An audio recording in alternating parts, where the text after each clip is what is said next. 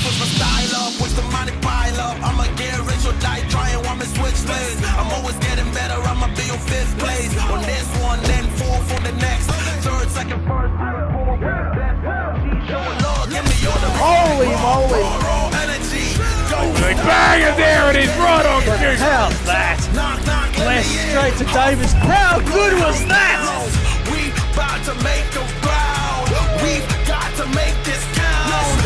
Take the ball and raise it now. Make noise crazy loud. It's all moment, let me hit. Jake Tucker's taken off. Outstanding.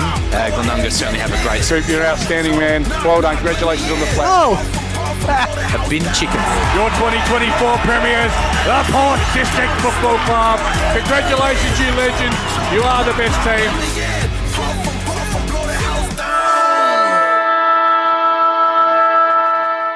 G'day everybody and welcome here to Campbelltown Memorial Oval for a game that is going to shape the top 5 come season's end. Rostrevor, they've been absolutely dominant, the only team all year to beat Sacred Heart. They did it last time out, but they're coming up today against Golden Grove, who themselves will be seething after a disappointing loss to Glenunga in the final round before the bye. A massive thanks to our sponsors today, Filming Footy, Sports Interactive, Classic Clashes, Custom by ORTC, High Five E-Bikes, Dartfish, Archie's, Jag Meatworks and Kimberley Resorts. With thanks to Filming Footy, this is the Adelaide Footy League.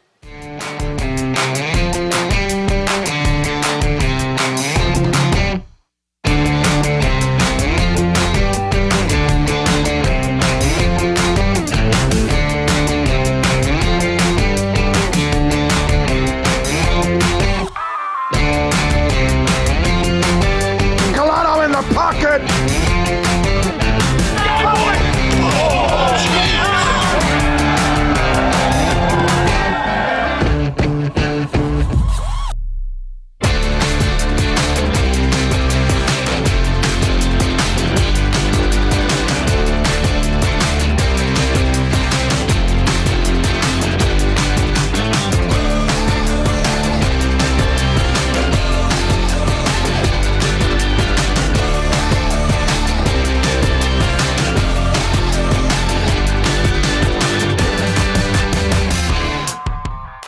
G'day everybody, welcome here. It is Lockie Gould and Adam Jeffries ready to bring you the big game between Golden Grove and Rostrevor, and we're inside the club rooms at the minute for what has been a massive party behind us for Ladies' Day. It's absolutely fantastic. Adam, how are you? Yeah, very well. Ladies certainly look like they're going to have fun. It's wet and cold outside, so why wouldn't you want to be in here, Lockie? Yeah, absolutely. That kind of answers the questions. I was going to ask you about the conditions, but as you said, it is a little bit wet and wild. Where's this one going to be won today? Both teams are pretty dominant midfields, I feel. Yeah, well, look, contrasting form for both teams. Rostrevor beat the top of the ladder team last game, and who was a Golden Grove, disappointing before the bye, weren't they? So it's contrasting form, wet and slippery. Golden Grove do have firepower in the front half. It'll just be about putting some score on the board. Yeah, won and lost in the midfield, but both teams' forward lines need to take half opportunities. Yeah, absolutely. I mean, Golden Grove, is that going to be the key for them, just taking the opportunities that are presented to them against this Rostrevor team? Yeah, I think Rostrevor will win the round the ground, but if Golden Grove's forwards can hit the scoreboard, anything can happen today in these wet and wild conditions. And for Rostrevor just getting it out of the midfield? Of course. They're a good young team. Like I said, they beat Sacred Heart last time around out on this deck, so they'll be chock full of confidence. There we go. That wraps us up from here. See you after the ad breaks.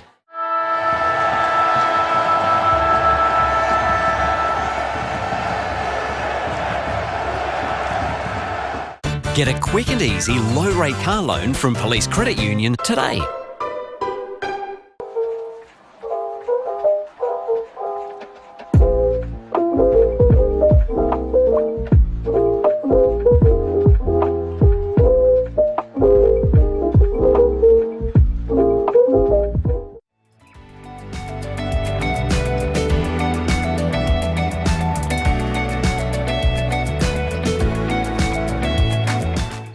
New Hyoketsu, vodka, soda, and frozen natural fruit juice. Hello, yes.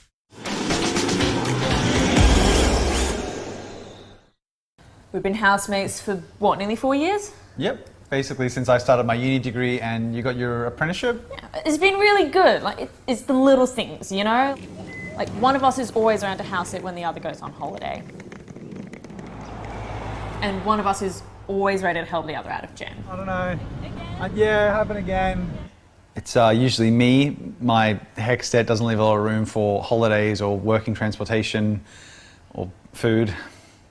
But it's worth all the debt, right? No.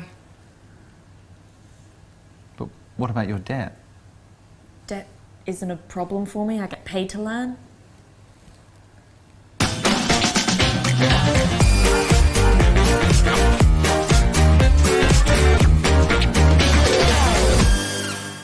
You belong in blue.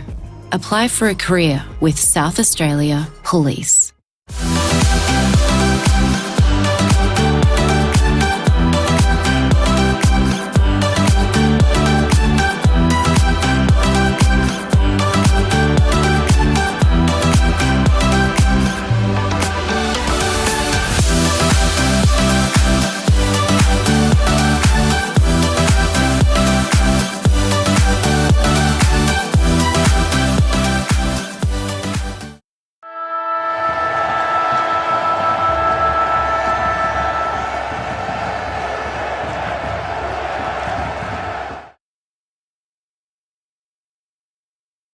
Well, here we are at Campbelltown Memorial Oval. It's going to be a fantastic day for football. My name's Rostrevor. I'm joined by Adam Jeffries as per usual. And we are back after the long weekend. What did you do with yourself, Adam? Because I struggled. Yeah, I'm a bit rusty. I'm like a player. I was a bit rusty on that intro inside. But that's all right. Commentators allowed to be rusty. Players are going to be rusty today, aren't they? And it's going to be a rusty game with the conditions we've got. Lockie, if you want to elaborate on them. You said it's a great day for football. It is great that it's Saturday for football, but the weather conditions, the winter has set in, hasn't it? Yeah, it's not going to be a great day for playing football. Any day is a great day for football, but not in terms of the weather. It has not turned it on at all. It's got a real rain about it. Just having a look. The rain kind of looks like it's falling across the ground, sort of towards the right side to us. But it is certainly falling a little bit here, Adam. Yeah, and it doesn't look like it's going anywhere either. So that's all right. It's football. It's a winter sport. Same for both teams. Oval's in good condition. That's the best part about it. So bring on the game. Yeah, absolutely. It's going to be a fun day indeed. And as we have a look, we're going to start with the ladder here, Adam. Port District's on top of the ladder. Sacred Heart handed their first defeat by Rostrevor. I said it in the intro. It was absolutely phenomenal the effort they were able to do with their midfield. St. Peter's, Salisbury North, Rostrevor, all kind of in that logjam there. They're sitting at 5-2. Golden Grove at 3-4, 2 wins plus percentage outside the 5. They've got to make their move today here, Golden Grove, where they're in real trouble. Yeah, there's a definite separation in the ladder now, isn't there? There's a top 5. Golden Grove probably deserve to sit where they are. Glenunga might come with a bit of a rush in the second half of the year, but early days, I know, we don't want to say it, but the top 5 may be set, and then it'll just be jostling for positions in there. It's pretty tight, isn't it, between 1st and 5th? Not a lot in it. But Golden Grove would want to stay in touch. There's only 7 matches have been played prior to the June break with the late start to the season. There's still 11 games of football to go, Lockie, so things can change. Golden Grove, Glenunga, probably the only 2 teams that if they can get that sort of 4 or 5 game win streak might be able to put some pressure on Rostrevor, but we'll see how it goes. Yeah, and as we have a look at Rostrevor, spent 2021, 2022 in Division 1, got demoted, then spent 2 years back in Division 2. 2023 and 2024. 2023 they finished 4th, played finals, not good enough to go up. 2024 ended up finishing as premiers, getting the trophy and going up at the same time as well, along with Salisbury North. Yeah, long stint in Division 1 for Rostrevor. They won A-grade Division 1 premierships in 2013 and 17, I think. Had sort of a decade of dominance with a really experienced group. And even in that year, Lockie, they were relegated in 9th. They won 7 matches that year. They were incredibly unlucky to be relegated. Did their 2 years in Division 2. Now they're a finalist again in Division 1, having knocked off the top of the table Sacred Heart last match. Here they come out onto the ground. There's some absolute superstars in this team as the B grade clap them on, and the A grade takes centre stage in front of the faithful as well. And the faithful, considering the weather today, have really turned it on. Of course, Ladies' Day is going on inside as well. But it will be all about the boys out here in the middle. Yeah, good crowd. Plenty of people up on the little grandstand here. Plenty of people in their cars around the oval. You can get that fence seat, Lockie, around the oval. You can watch the game pretty well, and big crowd inside as well today. Hopefully they've got the game streaming on the TV inside the ladies. I'm sure they'll be tuned into what we've got to say. And here come Golden Grove, led by their captain, Pittman, onto the ground. He's a special player as well, as this team gets ready to take, well, I guess, centre stage alongside Rostrevor. B grade again, high-fiving them off. A grade getting ready to go onto the ground. It's a simple matter of they've got to win, don't they, to keep the finals race interesting. Yeah, they've just got to play a bit better as well. Like, you know, you can come to an away game and against one of the finalists and not always get the chocolates, but yeah, their form was pretty patchy 2 weeks ago, wasn't it? Hopefully they've taken a bit of stock and looked at their contest work, and they'll have plenty of contests today in the wet, that's for sure. Having a look across their last 5 years here, 2020 Division 3 won the premiership, didn't get promoted because of COVID. 2021 finished second, didn't go up, and then 2022 did end up going up. Got the double promotion bounce, premiership in Division 3 in 2022. 2023 saw them win the premiership in Division 2 and go up into 2024's Division 1 crop, where they finished fourth. It was a real good effort from them, especially from 2022 sort of onwards. Yeah, they went about 3 or 4 years, only losing 5 or 6 games in the Division 3 and Division 2 competitions. Golden Grove, strong football club on and off the field, plenty of junior participation, plenty of top-end talent in their A-grade team. Yeah, they're just struggling a little bit this year for mine. I think they're underachieving slightly with some of the top-end talent that they've got. But like we said in the pre-match, they've got 11 games of football still to go. So there's plenty of time for them to win, 8 or 9 of them on the run home and make a play into September. Yeah, of course, there is plenty of opportunity for them there. Of course, now locked firmly inside the BTR Excavations Division 1. Having a look at the Rostrevor team, I want to draw your attention to number 9, Jackson Thomas. First game of A-grade for the year. What can we expect from him? He's going to be a really good player. Yeah, they've got a bit of a footy factory, having their Rostrevor coming out of the school and then coming out of their resis here. Very even team, Rostrevor for mine. They've got some really good players, obviously. They've spent a little bit of time at Norwood, etc. But I think they bat pretty deep. I think they've got 21 guys that run out that can all play a role. They're extremely well coached. We saw them win that thriller early in the year, didn't we, at Prince Alfred. Came back late, stole that match. So they've got a little bit of ticker, this Rostrevor team. And like we said, Sacred Heart were probably due to lose. But I really liked what they're doing. They're 5-2 after the promotion. I like Tranfer as a player. I thought he played really well in that game we covered about a month ago.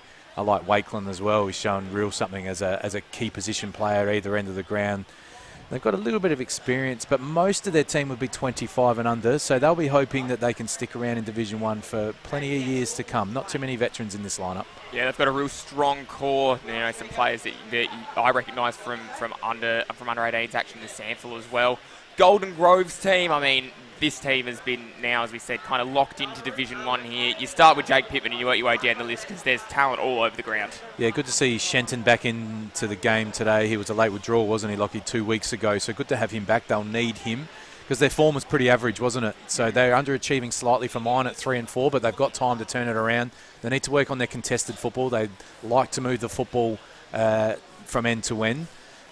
Didn't win enough contests for mine. I was impressed with Josh Glenn at Glenunga 2 weeks ago. He got heavily tagged but still managed 23 disposals. Pittman had 36 disposals in that game. I think those guys need some help. I think that's what's happening. I thought their defenders worked pretty hard.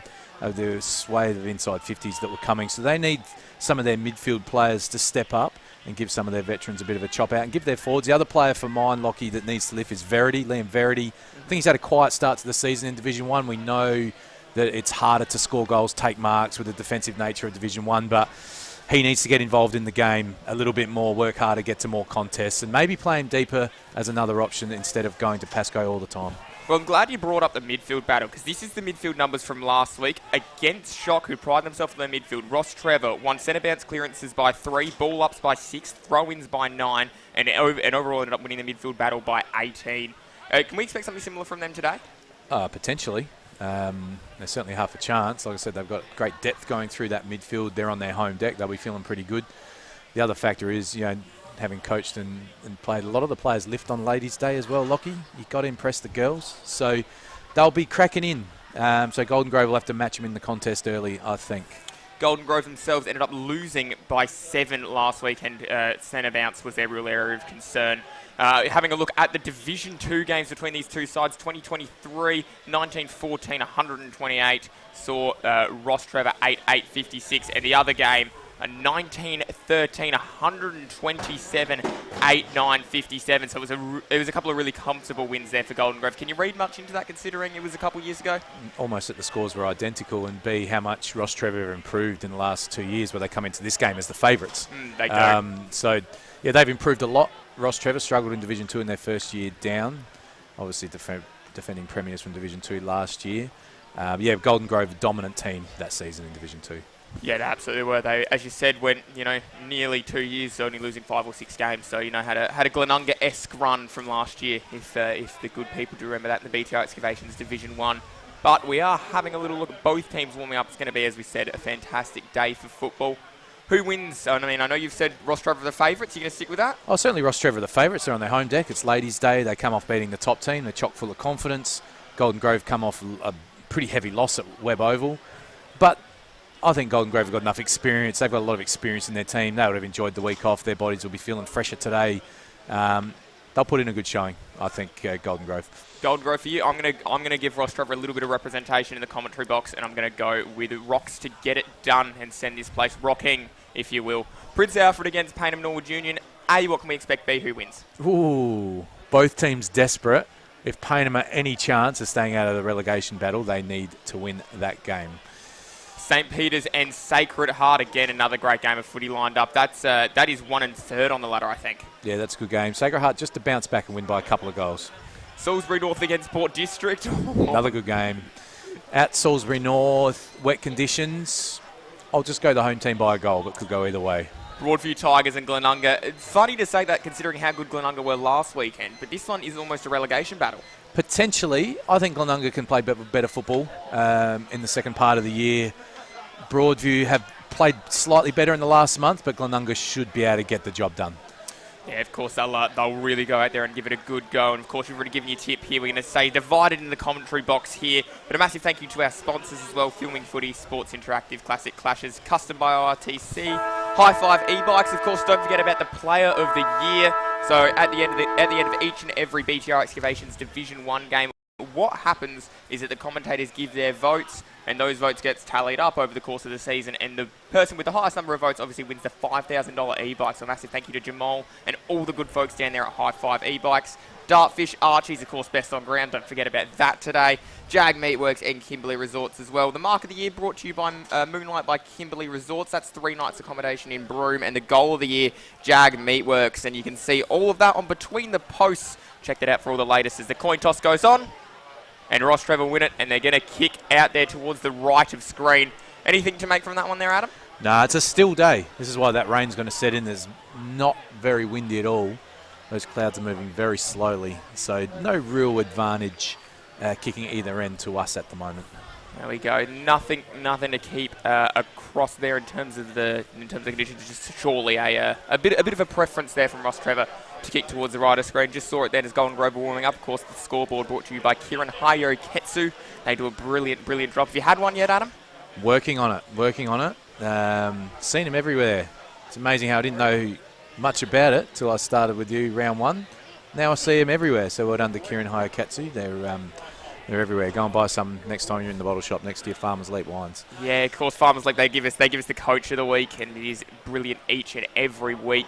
It was out at Greenacres a couple of weeks ago for the coach of the week. Of course, a massive clash going on in Division 5 there today. As both teams get their opportunity here, coaches, captains giving the addresses. What would be your messaging for both teams? Oh, look, it's pretty simple. You know, we're in June, it's raining, got to win contest. Defenders have to be old school, back shoulder, keep the ball in front. Forwards have to take half chances. Midfielders just have to keep getting into the football and get territory. It's a territory game today. Golden Grove, I'm interested to see if they just adjust their game style a little bit. They do like to maintain possession of the football, as do Rostrevor on occasion. But if I'm Golden Grove, I'm taking territory. I'm going long to Verity at half forward, getting numbers, getting crummers, and then going from there. But let's see how it plays out. Highest disposal getters last week for the home team was Dawson, DeBateus and Tramfer, and for the away team it was Pittman, Glenn and Cavallaro. Keep your eye on those guys because we're about to get rocking here at Rocks for a BTR Excavations Division 1 game that will shape the 5. Rostrevor win, they're just about in, and Golden Grove win. Well, they keep the race interesting for the neutral, that is for sure. Here we go. Saturday afternoon footy. Across the screens of filming footy, and we are away. Ball goes down. Tapped and almost cleared. Picked up, and there's a good tackle. Umpire wraps him up, and it's going to be thrown back up. Really impressed with the condition of the overlock, even that centre square area. It's pretty good for the players. So early goals might be at a premium here. We go, can they get that premium price paid? As the ball flicks out, Pittman, he got it off of Banwell and sends it a little bit of an orbit footy, bounces inside. Tracking after it nicely there is Pascoe.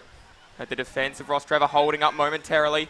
Pilkington, he got it back and then fired forward, and Banwell's there.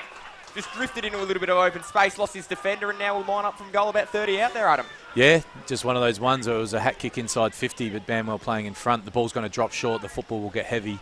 Well done to Golden Grove. Pretty simple clearance work. Again, Pittman, they need to get a body on him today. Rostrevor gets the big clearance, gets the ball deep inside 15, shot on goal early for Golden Grove. So he's able to do, coming off of 14 disposals last week as well.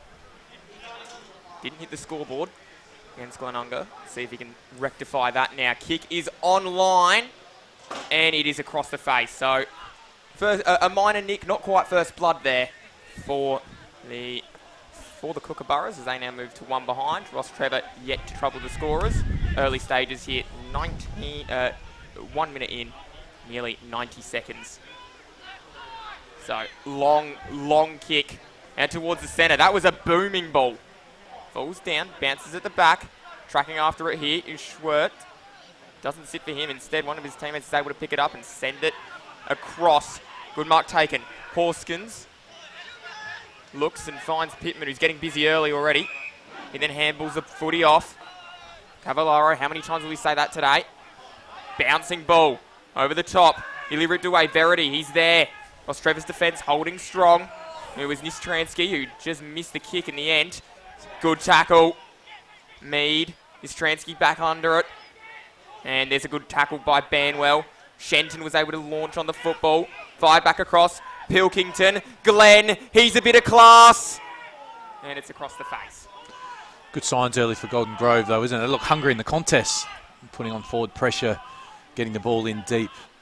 Not going short with their kicks. Like the start from Golden Grove, very early, of course. It was something that they missed last week. They just didn't. They almost looked like they didn't want to be at Webb Oval. Glenunga were able to get a pretty comfortable win in the end there. Of course, winning the game by 44 points. Then their head coach, Alex Guy, gets let go by the club midweek. We'll ask your thoughts around that one in a minute there, Adam, as the ball falls through. Little kick there, Lanzoni. He's able to get that one out towards half forward. Leaves it open. Wakeland's there, as is McCormack, but they lose it in the end, and the footy's able to get run out. Kick up the line towards Pittman. Pittman takes a mark. Turns. Almost a silver platter there, and it's a great grab in front for Pascoe. And that's what you get for playing in front of your man. Yeah, he's going to be a handful, Pascoe, when he gets himself in front. Only needs the ball marginally on his side. He's going to take the mark. Great start for the game by Pittman. If I was a Rostrevor coaching panel, I'd be having a look at someone just getting around him a little bit more. And I do like that Golden Grove aren't going short and mucking around Pittman. They immediately wheeled around and got the ball in long. Here we go. Kick is about to go on its way. Sets it up. Looking pretty good. Goal umpire moved a little bit. But Pascoe gets the first one of the day for Golden Grove. They now move themselves to 1-2-8. Rocks yet to score. Yeah, good passage of play by Golden Grove. They turn the footy over at half-back. Rostrevor going very long on the kick-outs, as they should. They want to get territory, get the ball out of the dangerous area in these wet conditions. Golden Grove had good numbers on both of those kick-outs at half-back. Transfer the football, neat short pass, and again, Pittman wheeled around on the left, playing smart where the football, just get the ball in long to the dangerous spot. Good start for Pascoe as well. I'll be pretty pleased with that, to take a clunk in the slippery conditions very early on. Golden Grove right on top, only 5 minutes in. Absolutely, they've started well. Ended by 8 points. Kieran Hayek gets the scoreboard back in the middle. Wharton turned, got it out. Long, high footy as the ball bounces at half forward here for Rostrevor. Lanzoni tries to turn his opponent. Nearly gets away with it towards the boundary line. It goes. Kick is bouncing, and that one is going to end up over. It's up here in the hands of Xanthopoulos. A couple of seasons now with the Kookaburras for him. He decides to go down the line.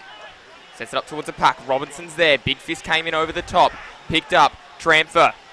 And he finds a kick inside forward 50. That was absolutely flawless delivery there from Tramper. Really one of the premier midfielders in the competition at the minute. I'm surprised at those long kick-outs that the Golden Grove tall forwards don't come and give Robinson a bit of a chop out and float across the pack. They've got Shenton and Verity playing 2 kicks away from the ball. I think one of those guys should be floating in and helping Robinson on that contest. Ball rebounds back in, shot for goal for Rostrevor, albeit a long way up. Shoot, lines it up and kicks a goal. There's your response for Rostrevor. And this one early has a couple of goals to it in wet and wild conditions in Adelaide. Scoreboard now reads 1 straight 6 to 1 2 8. Yeah, well done for Rostrevor. They've been outplayed in that first 3 or 4 minutes, but they got the centre clearance and got the territory. We said it's going to be a territory game, centre clearance inside 50. Mistakes will happen. But again, yeah, Golden Grove, their tall forwards for mine playing 1.5, 2 kicks from the ball. Someone needs to come up and compete, get some crumbs there, get a soft drop for their in and under on ballers. But instead, big spoil, turnover at the end of the ground. Rostrevor won it. Good shot for goal in the wet. Good shot of the crowd as well there. Oh, Pittman was pushed, and that's going to be a free kick. Oh, did he flavour that one a little bit? We'll let that go. As Pittman then sends it inside forward 50 for Golden Grove. Ball falls down. Shenton was there. He was first to fly, and in the end it's going to be wrapped up here by by Pilkington. The umpire says, I'll have that one back. Dean Mateus hands the football back. Ball falls down. Almost gets it forward there. Glenn's going to get it back. He turns, has a look, and that one is going to fall over the boundary line for a behind. Kind of Istransky there. He's had 2 shots for goal from that same spot. Glenn has a very tricky shot, but again, if I'm Rostrevor, I'm disappointed that they allow Glenn to get his hands on the ball in that situation. Ball and towards Wakeland. Falls back down. Collected and turned and snapped. That's a good mark. Taken a half back. So, ball ended up there in their hands. It was a dangerous kick. Xanthopolis and Shoot was able to just go running through. It's a bouncing ball towards goal. It's across the face, and McCormick turns around and says, I was free. I was free. No, he's well within his rights to have a shot there. The ball's always going to skid on. Just missed by only a yard. That risky kick by Golden Grove, isn't it? They want to play that way, but they do cough up turnover goals most weeks. Xanthopolis, well, his kick. It's turned over again at half forward here. Shoot. Brought his own footy in the last sort of 5 minutes.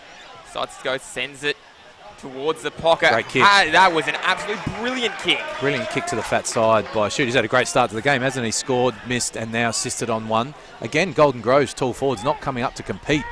It's just so easy for Rostrevor to turn the ball over on their half-forward line. Both shots on goal coming from that way. As Pittman takes an early breather. Lucas Stepic with the ball. Looking now.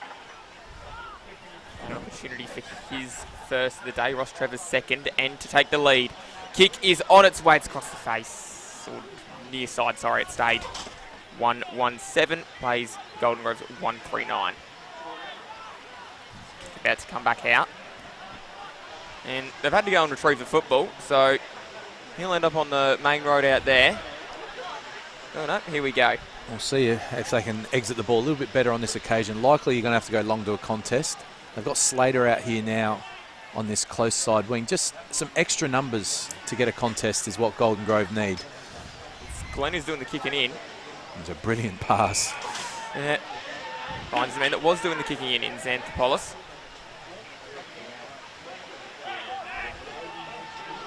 He then looks and decides up the line is where he'll go. Ball fell down. Tap through. Dean Mateus was there. Still with Dean Mateus, able to pick it back up. Sends it forward. Bouncing ball. At half back again collected. Glenn didn't have a lot of time to think, so high. Sky ball is where he went. It was Wakeland's fist that came in over the top. Ball towards the boundary line and ends up going over and out there. Much better play on that occasion. You see Pascoe came all the way up to the wing. That's what I've been calling for. Their tall forwards can't sit 100 metres from the play waiting for the easy one. Smart play by Pascoe. Came up to the wing, made the contest, got the soft drop.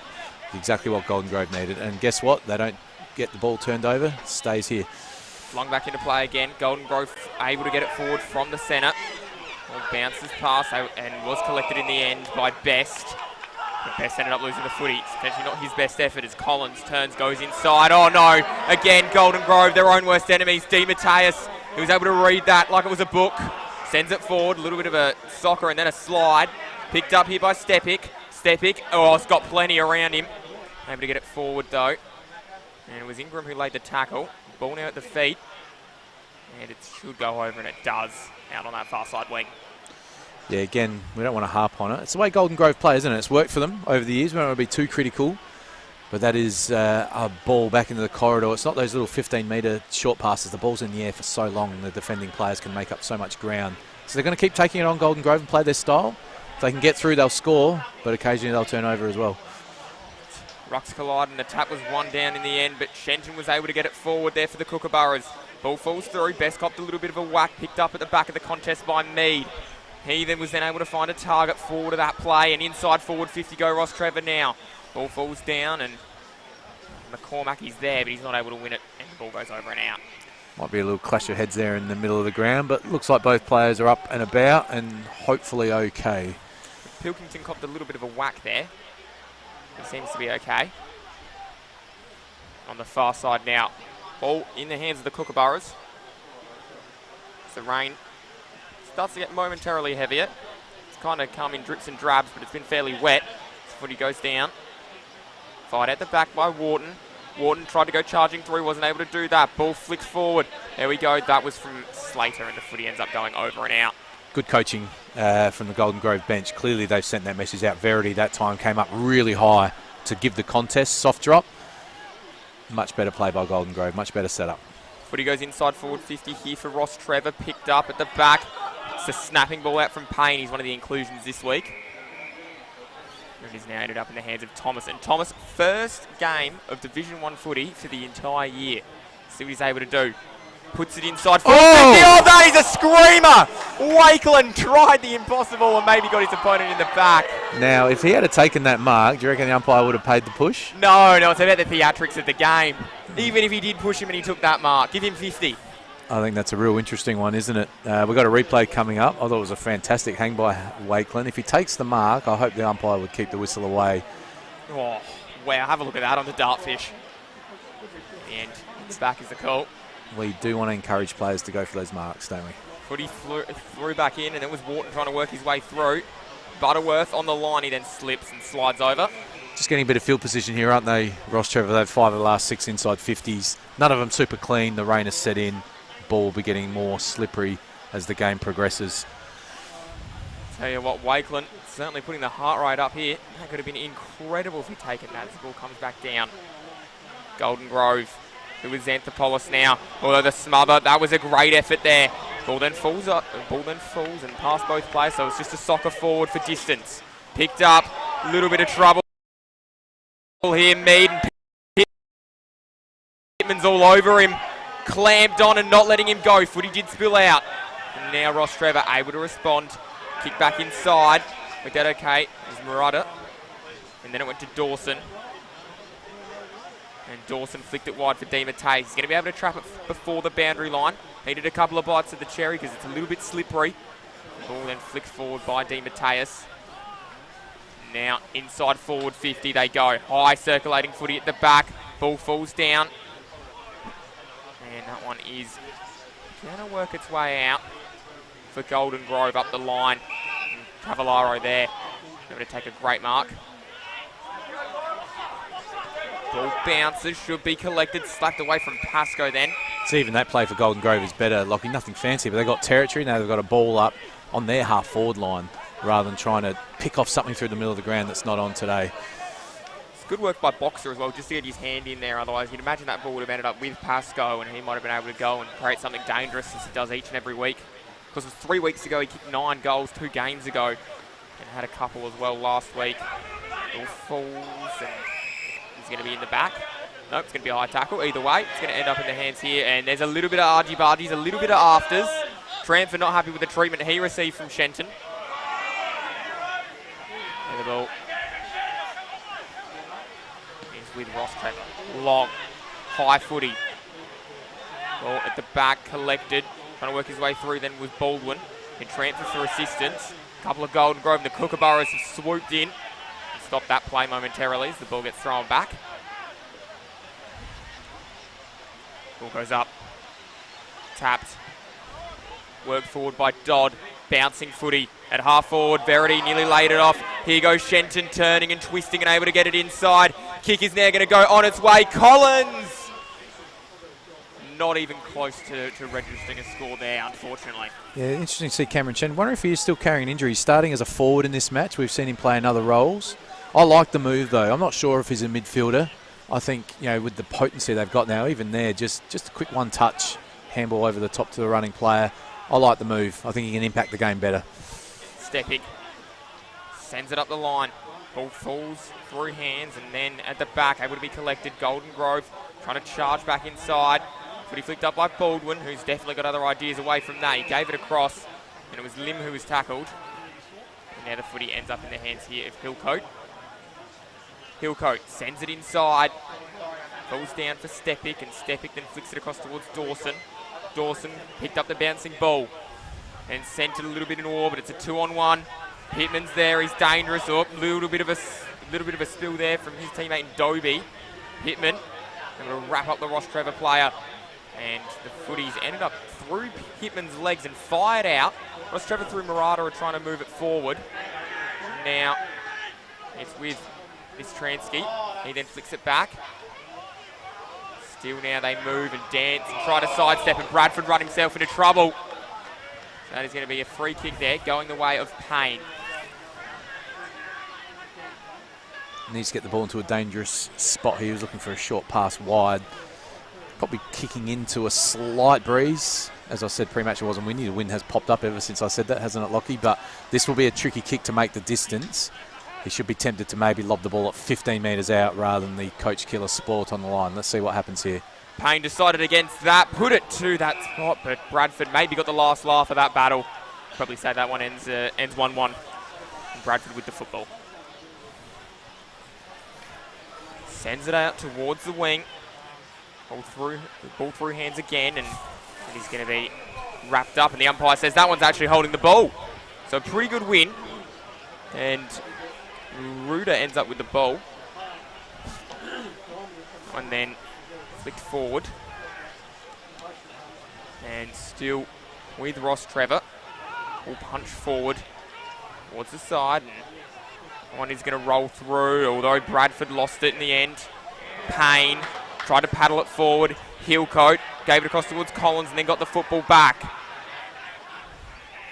That is now ended up in the hands there of Di Matteis, able to chop it off at half-back. I think a good game. A little bit of a quiet underachiever as the pack forms. Wakeland wasn't there or able to get to the contest quick enough to give us another attempt. There's a little bit of a scuffle broke out behind the play, and then the kick was lobbed right on their head and they had to stop fighting and start playing. So another ball up on Rostrevor's half-forward line. Don't worry, there'll be plenty of opportunity for them to get back in the boxing ring against each other as the game continues. Bit of argy-bargy. It's like Wakeland and Slater are going to do the ruck here. All right, Dodd goes up unopposed as the third man, and he wins it down. Baldwin was there. Ball fired out there. And at the back, footy goes back inside. Kick and mark, but no, Butterworth had it spoiled at the last second, and Robinson, well, the kick might have been out originally because Robinson's going to end up with the ball for the last touch out of bounds on the full. So again, this is what happens in these conditions, a deep defensive 50 exit where you just don't want to turn the ball over. You just want to get a neutral contest at best. Let's see what happens. Their tall forwards can make a contest. They don't want the ball to rebound. Big fly by Shenton, I think that was. And he's come off second best there. He sits on the ground, writhing a little bit in pain, so hopefully he's okay. Will then work forward by Boxer. Falls back down. Kick along the ground was good and picked up, and here they go. Banwell turns and he's wrapped up. The umpire says we'll throw that one. No, the umpire says it's going to be a free kick. And it's going to go the way of Banwell. Plenty of holding the balls paid so far. A couple to each team, so all fair at the moment.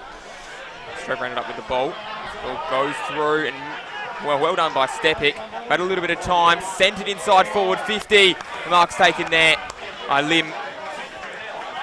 He will line up for goal. That's great play by Stepic, isn't it? He just took that extra half second to have a look. So many players would blaze away in that situation, look at a goal or just kick the ball as far as they can because it feels good. He actually set his teammate up with a beautiful short pass inside 50. Rostrevor just dominated from behind the last 10 minutes. Need a goal to capitalise. Put them in front in this contest. Kick is on its way. Yep. Made the umpire do a lot of work, but Lim salutes. And there we are. It is Ryan's first for the day, 2-2-14. Golden Grove 139. That's on the Kieran Hayuketsu scoreboard. Yeah, there's plenty of balls to be won in the middle of the ground. That one come through Rostrevor's way after holding the ball. But again, great kick inside 50. That's what set that up. Neat shot for goal in the tricky conditions. But a great set-up pass by Stepic going inside 50. Great composure. They're those little plays, you know, at the end of the day when 7 or 8 goals will probably win this game. Those players that can just set up a goal with a bit of composure when everyone else around is fumbling or blazing away. Great play by Stepic. So, back in the middle, 5-point advantage. Going the way of Rostrevor. Wakeland doing the ruck work. Ball comes down, shoot, nearly tried to get it out. Pittman's in there again. Wharton unable to get the footy to a hand and then eventually just slapped it forward. And that one is wrapped up. Glenn doing the job there. That's some assistance later on from Pilkington. Ball goes up. Tap back down. And it should get flicked out the side. It does. Bradford nearly able to pick it up.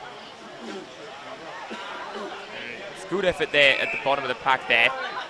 And Maruda is the player on the bottom. Won't be long quarters, will they, with the low scoring? So it's probably only maybe 3 minutes to go here. Both teams will want to finish strong. It's down. And that could have been tunnelling. Umpire let him play. Glenn dancing and able to get a kick around his body somehow. This ball falls down. Picked up. Ball is going to bounce there. It's bouncing. It's collected almost. Oh, hell. Xanthopoulos almost ran out of room. There's a good tackle there. Umpire says that one is going to be. They're a bit unlucky on the wing here, Rostrevor, with the sliding in under the knees. That one should have been paid, but that's all right. Tricky conditions for the umpires as well. There's a lot of bodies around the ball. Who have we got? Lucas Stepic with the footy. Stepic number 2. There's some confusion for the commentators. Needs to take advantage of that good fortune there. About 40 metres out with a slippery ball. Not an easy kick, Lockie. Let's see if he can call it home. Yeah, let's see if he's able to kick this one through the middle. Lines up. And that is a behind. So, hung it out a little bit too far there and it never ended up troubling the majors column. So he ends up at 2-3-15. As it's going to be brought back into play here. It's Glenn with the football. Sides. He's going to go towards the near side, commentary side. Pack forming. The front it goes, and that one's going to be a free kick. It's gone the way here of Golden Grove. Collected. Slater gives it off pretty quickly. And that has gone down the line. Dodd was there. Ball rolling towards the boundary line. Should be collected by Dobie, but isn't. The umpire says we will toss that one back into play. And plenty here, just waiting for this one to resume. So it is thrown back in. Tap down. Almost there for Glenn, sorry for Pittman, but it wasn't quite to be. And that one ends up going over the hands there of Murata.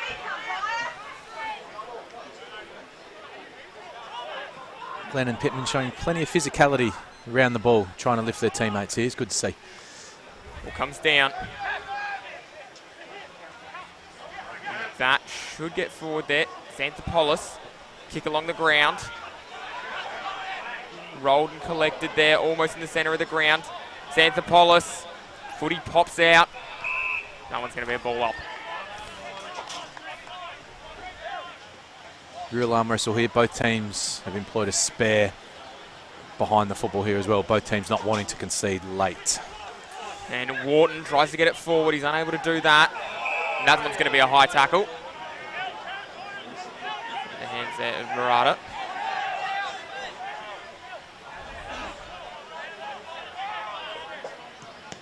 Turns, kick inside forward 50.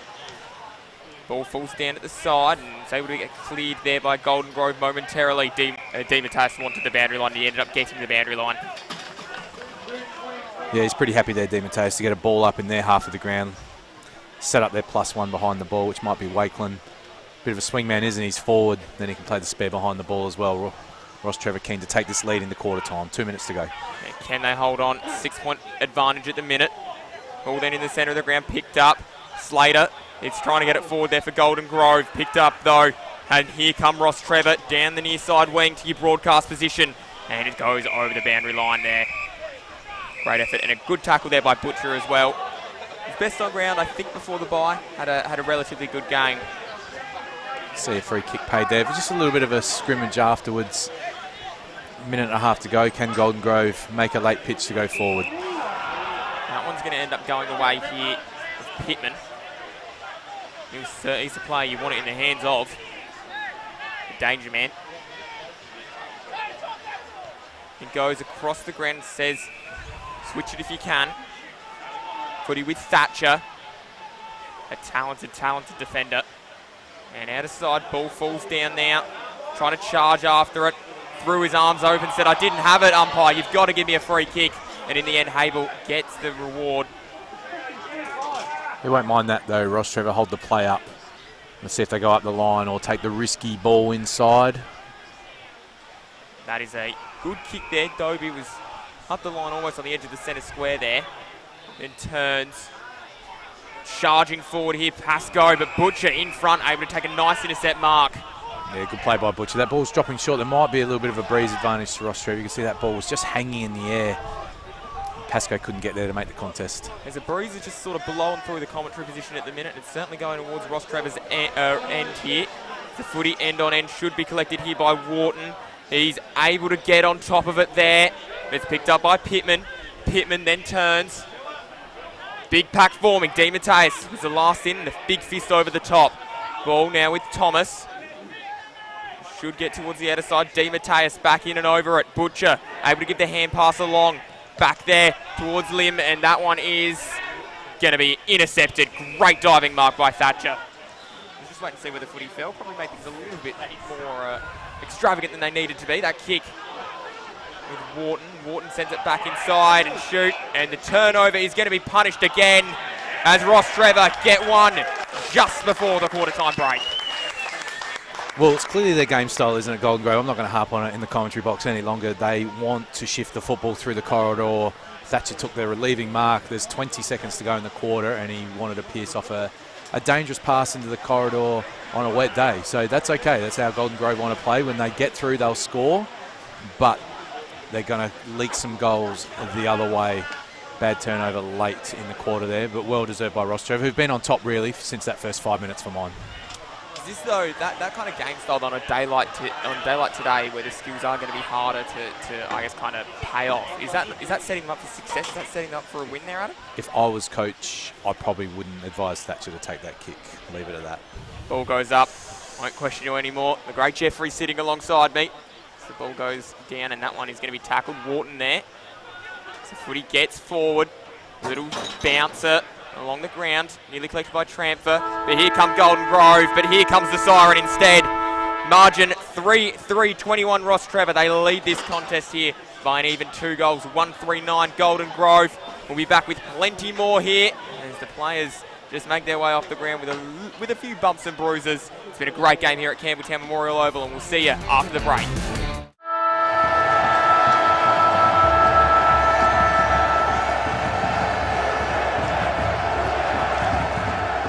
Get a quick and easy low-rate car loan from Police Credit Union today.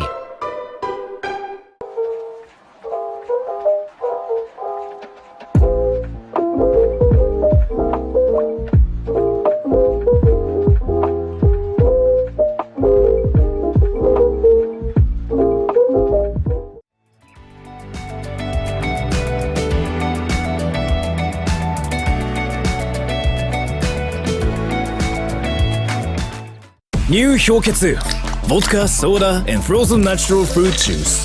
Hello, yes.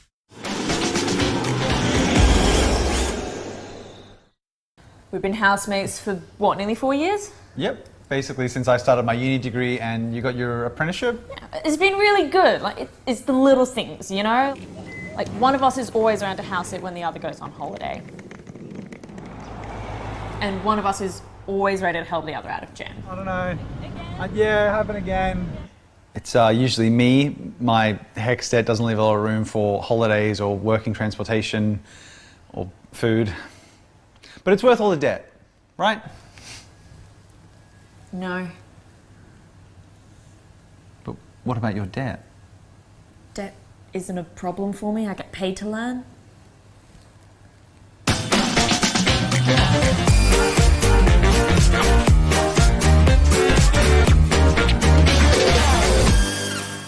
You belong in blue.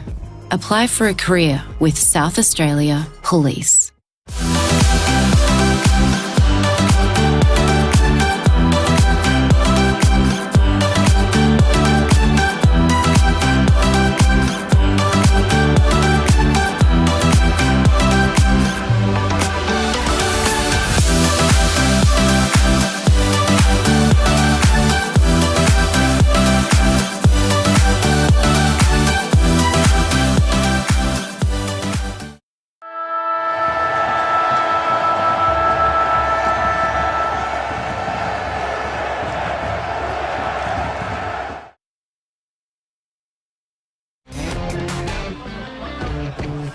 G'day everybody and welcome back here to what's been a fairly entertaining first contest here at Campbelltown Memorial Oval between Golden Grove and Rostrevor. What have you made of it here, Adam Jeffries?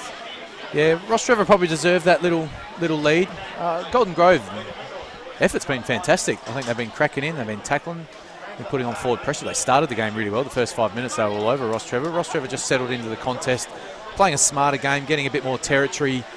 Golden Grove, we keep talking about this in the first quarter. They're so well drilled on a game style that works on their big home deck on a sunny day, but they haven't been able to put away some of the dangerous kicks across the ground. But you know what? They're going to keep doing it, and you know what? They might get through and start scoring as well. So when it comes off and they score, we'll say how good. So you've got to take the good with the bad when you play that game style. Late turnover there gave Rostrevor their third. But yeah, no lack of effort from Golden Grove. Just too many turnovers in the back half of the ground. Other than that, she's pretty even Stevens. Talk us through, I guess, kind of the centre bounce as well, because we did say that was going to be a massive area of concern today for both teams. We had a bit of a look at last week's results. Glenunga got over the top of Golden Grove there. That was a long way as to why they were able to win that game of footy. But the other area as well for Rostrevor, it was a long way. It was a long way to the reason they were able to win that game too against Shock. Yeah, a lot of stoppages around the ground. Obviously, with the conditions we've got today, there's only been the 4 centre bounces going 2 each. Pittman was really prominent for mine.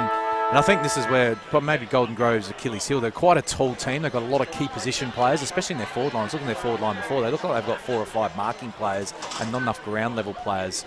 So maybe their balance is just a little bit out as well on a wet day. Pittman needs more help. I think Glenn's showing his physicality as well. It's the Pittman and Glenn are in the middle of the ground. And maybe just need a few more players to jump on board as well. Glenn's disposal as well. I think you mentioned it 2 weeks ago when we were out at Reb Oval, and you said he's the one you would tag from an opposition perspective against Golden Grove. His disposal efficiency has been absolutely lethal today. Yeah, I like because he's got penetration with his foot. When the ball's slippery, he can still hoof the ball 55 metres where a lot of other players can't. But so he's been prominent. He hasn't been their issue. Like I said, they just had a few turnovers. Their desire and effort is not wanting here, Golden Grove. You can see they are keen in the contest. Like I said, just a couple of costly turnovers across their back half. Just maybe a few too many inside 50s on the rebounds for their liking. But a long way to go. They're only 12 points down. First goal here, and they're back in the contest. Yeah. Interesting to see Pascoe will start on the bench in the second quarter. I don't think there's anything wrong with him. Just the usual forward 50 rotation of their players. Yeah, it hurt them last week. They gave Glenunga 7-3-45 out of turnovers. Glenunga actually gave them more score there, 8-3-51. Just something to keep in mind in terms of turnovers for Golden Grove. Ball back in the centre, and we are away here. And windy Campbelltown. The ball gets forward. Big ball to be won. It was one in the end there by Golden Grove. Footy inside forward 50. Ball comes down, bouncing ball collected there. Fired back out. Butcher did a good job, and Stepic was at the back. That long footy out. Ball falls and collected as it goes forward here by Pittman. Pittman in the pack, nearly dragged down then by Slater. Coming through, Collins! Well, closer than his last attempt, but he misses in the end. Hard effort to do then, trying to get that with one hand to your foot. You got players dragging off you, but in the end, 1-4-10. Plays 3-3-21. Not easy to do. I'm surprised Rostrevor don't have the nets up behind the goals there as well, with a little bit of time fetching the ball. But we are back and ready to go. Of course, 20 minutes time on here in the BTR Excavations Division 1 Adelaide Footy League. If you're just joining us, you've joined us at the right time, midway point of the season. Things are about to get really exciting, as we head towards a thrilling conclusion. Ball comes back inside. That one is going to go over and out. Of course, we've had a couple of byes already. Round 1, then we had a 2-week bye leading into the Anzac Day clashes, and then last week we had the mid-season bye for the long weekend. Most other competitions, they're around round 10, round 12, and now here we are, round 8. So we've still got 10 weeks of the minor rounds left. The ball falls down and gets picked up and collected. Shoot. Sends it up. Bouncing ball. Paddled forward. And that is going to be collected by Tramfer. Had to do kind of a half semicircle to get the footy out and over, and Lim takes a great grab there. Yeah, good relieving mark. Golden Grove again. Started the quarter well, haven't they? Had all the territory, had 3 repeat inside 50s. Rostrevor defended well. Now they can get the relieving kick-off halfback. Big numbers here on the wing. Where's Wakeland? He nearly came in and was able to take that mark. Hit the contest hard. Tramfer was waiting at the front. Butterworth. And that one has been called holding the ball, so it is going to be a free kick there, going the way of the Kookaburras. They then turn. High footy. Ball at the back. No one able to quite trap it. There's just a soccer kick forward. And again, Rostrevor moving it forward like it's Ronaldo and Messi out there. Collected and turned by Payne. And then Payne. Then Xanthopoulos. Xanthopoulos, the ball back inside. We said how dangerous it was. It worked out that time. Collins. There we go. Great play. 2 kicks inside forward. 2 kicks in there inside forward 50. But the mark intercepted by Stepic. And that's what we were talking about, Adam. We said if it worked for them, it would then start to look like they were geniuses, and that really was a genius play. Almost, unfortunately, there, Stepic able to chop it off. Yeah, they didn't get the contest inside 50, did they? But that's the risk and reward that Golden Grove play. That time it worked, got the ball deep inside 50. High risk, high reward. Either way, super fun as the ball flicks aside there, Wharton, but the ball ends up back inside forward 50 here for Golden Grove. Banwell came running through. Shenton came running through. Shenton picked it up, gave it back across. Dodd needed another link in the chain. Found Collins. Collins, handball, back towards Shenton. Someone's got to kick it eventually, gents. Verity misses. 1-5, plays at 3-3, a margin now of 10 points. Golden Grove getting there, but by small increments. Yeah, good start to them. A lot of good pressure. Not mucking around with the football. They're just getting the ball back inside 50, letting their class players go to work. So, Nistransky flicks it into the pocket. Playing in the back line today. And just in the back pocket here with Dawson. Dawson leading disposal getter last week for Rostrevor. Big pack as Slater came through and was able to knock it forward. And that one is going to be a free kick. And he's going to end up in the hands there of Rostrevor. At half back here, in a wet and windy Adelaide, Wharton flicks it across. Finds a little, almost 15-metre pass there to Dawson.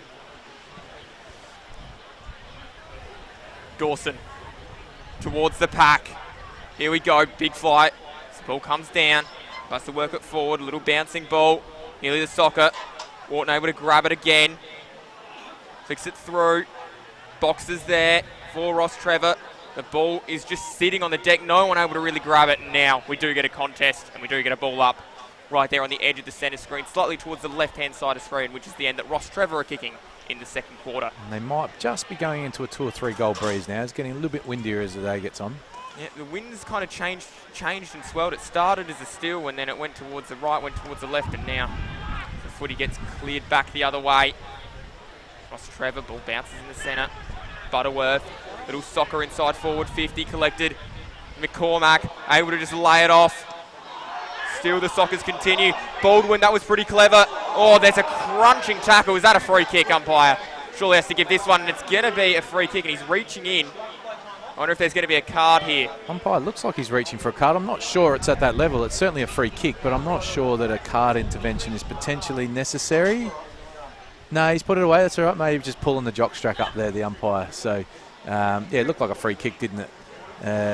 Looks like the captain Lanzoni's got the ball in the pocket. He's no, there was a card. Oh, there is a card. There you go. Looks like it was dished out there and coming to the bench relatively quickly. See Thatcher's up now, who's pretty sore after that initial contest. But yeah, the umpire's pulled out the yellow card just for, I suppose, the charge into the guy who just head over the ball.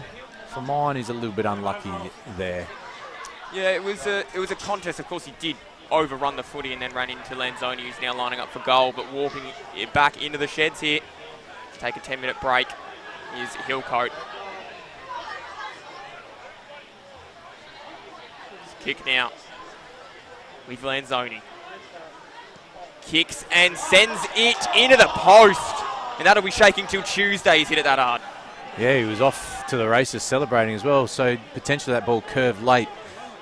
Struck it beautifully off the boot. Really hammered it into that post. I was going to say, it would have been a big goal for Rostrevor because Golden Grove had dominated that first 5 or 6 minutes. Didn't score. Rostrevor's first entry, shot on goal was Glenn. It's gone the booming kick down the middle. Love that. Well, it was bounding and booming. Oh, and up flew. And not quite able to be brought down then. In the end, it's going to be another ball up. But we've had a couple of attempts. Surely someone jags the Jag Meatworks mark of the week here. Hanger on a wet day. We'll see how we go. Ball goes up. Big fist punched out then by Shenton. And they should be able to just work their way through. Little hand pass off. Butcher. DeMatteis. And that is a good tackle, or umpire says. Paid a sling tackle there as well, which it probably was fair. Again, in modern football, it was the two actions. He wanted to take him down. No need for it. Not a lot in it. No injury, but the right decision. It was the beginning of a good tackle. He had him clamped, and then the decision to take him to ground, of course, in the modern game, not allowed.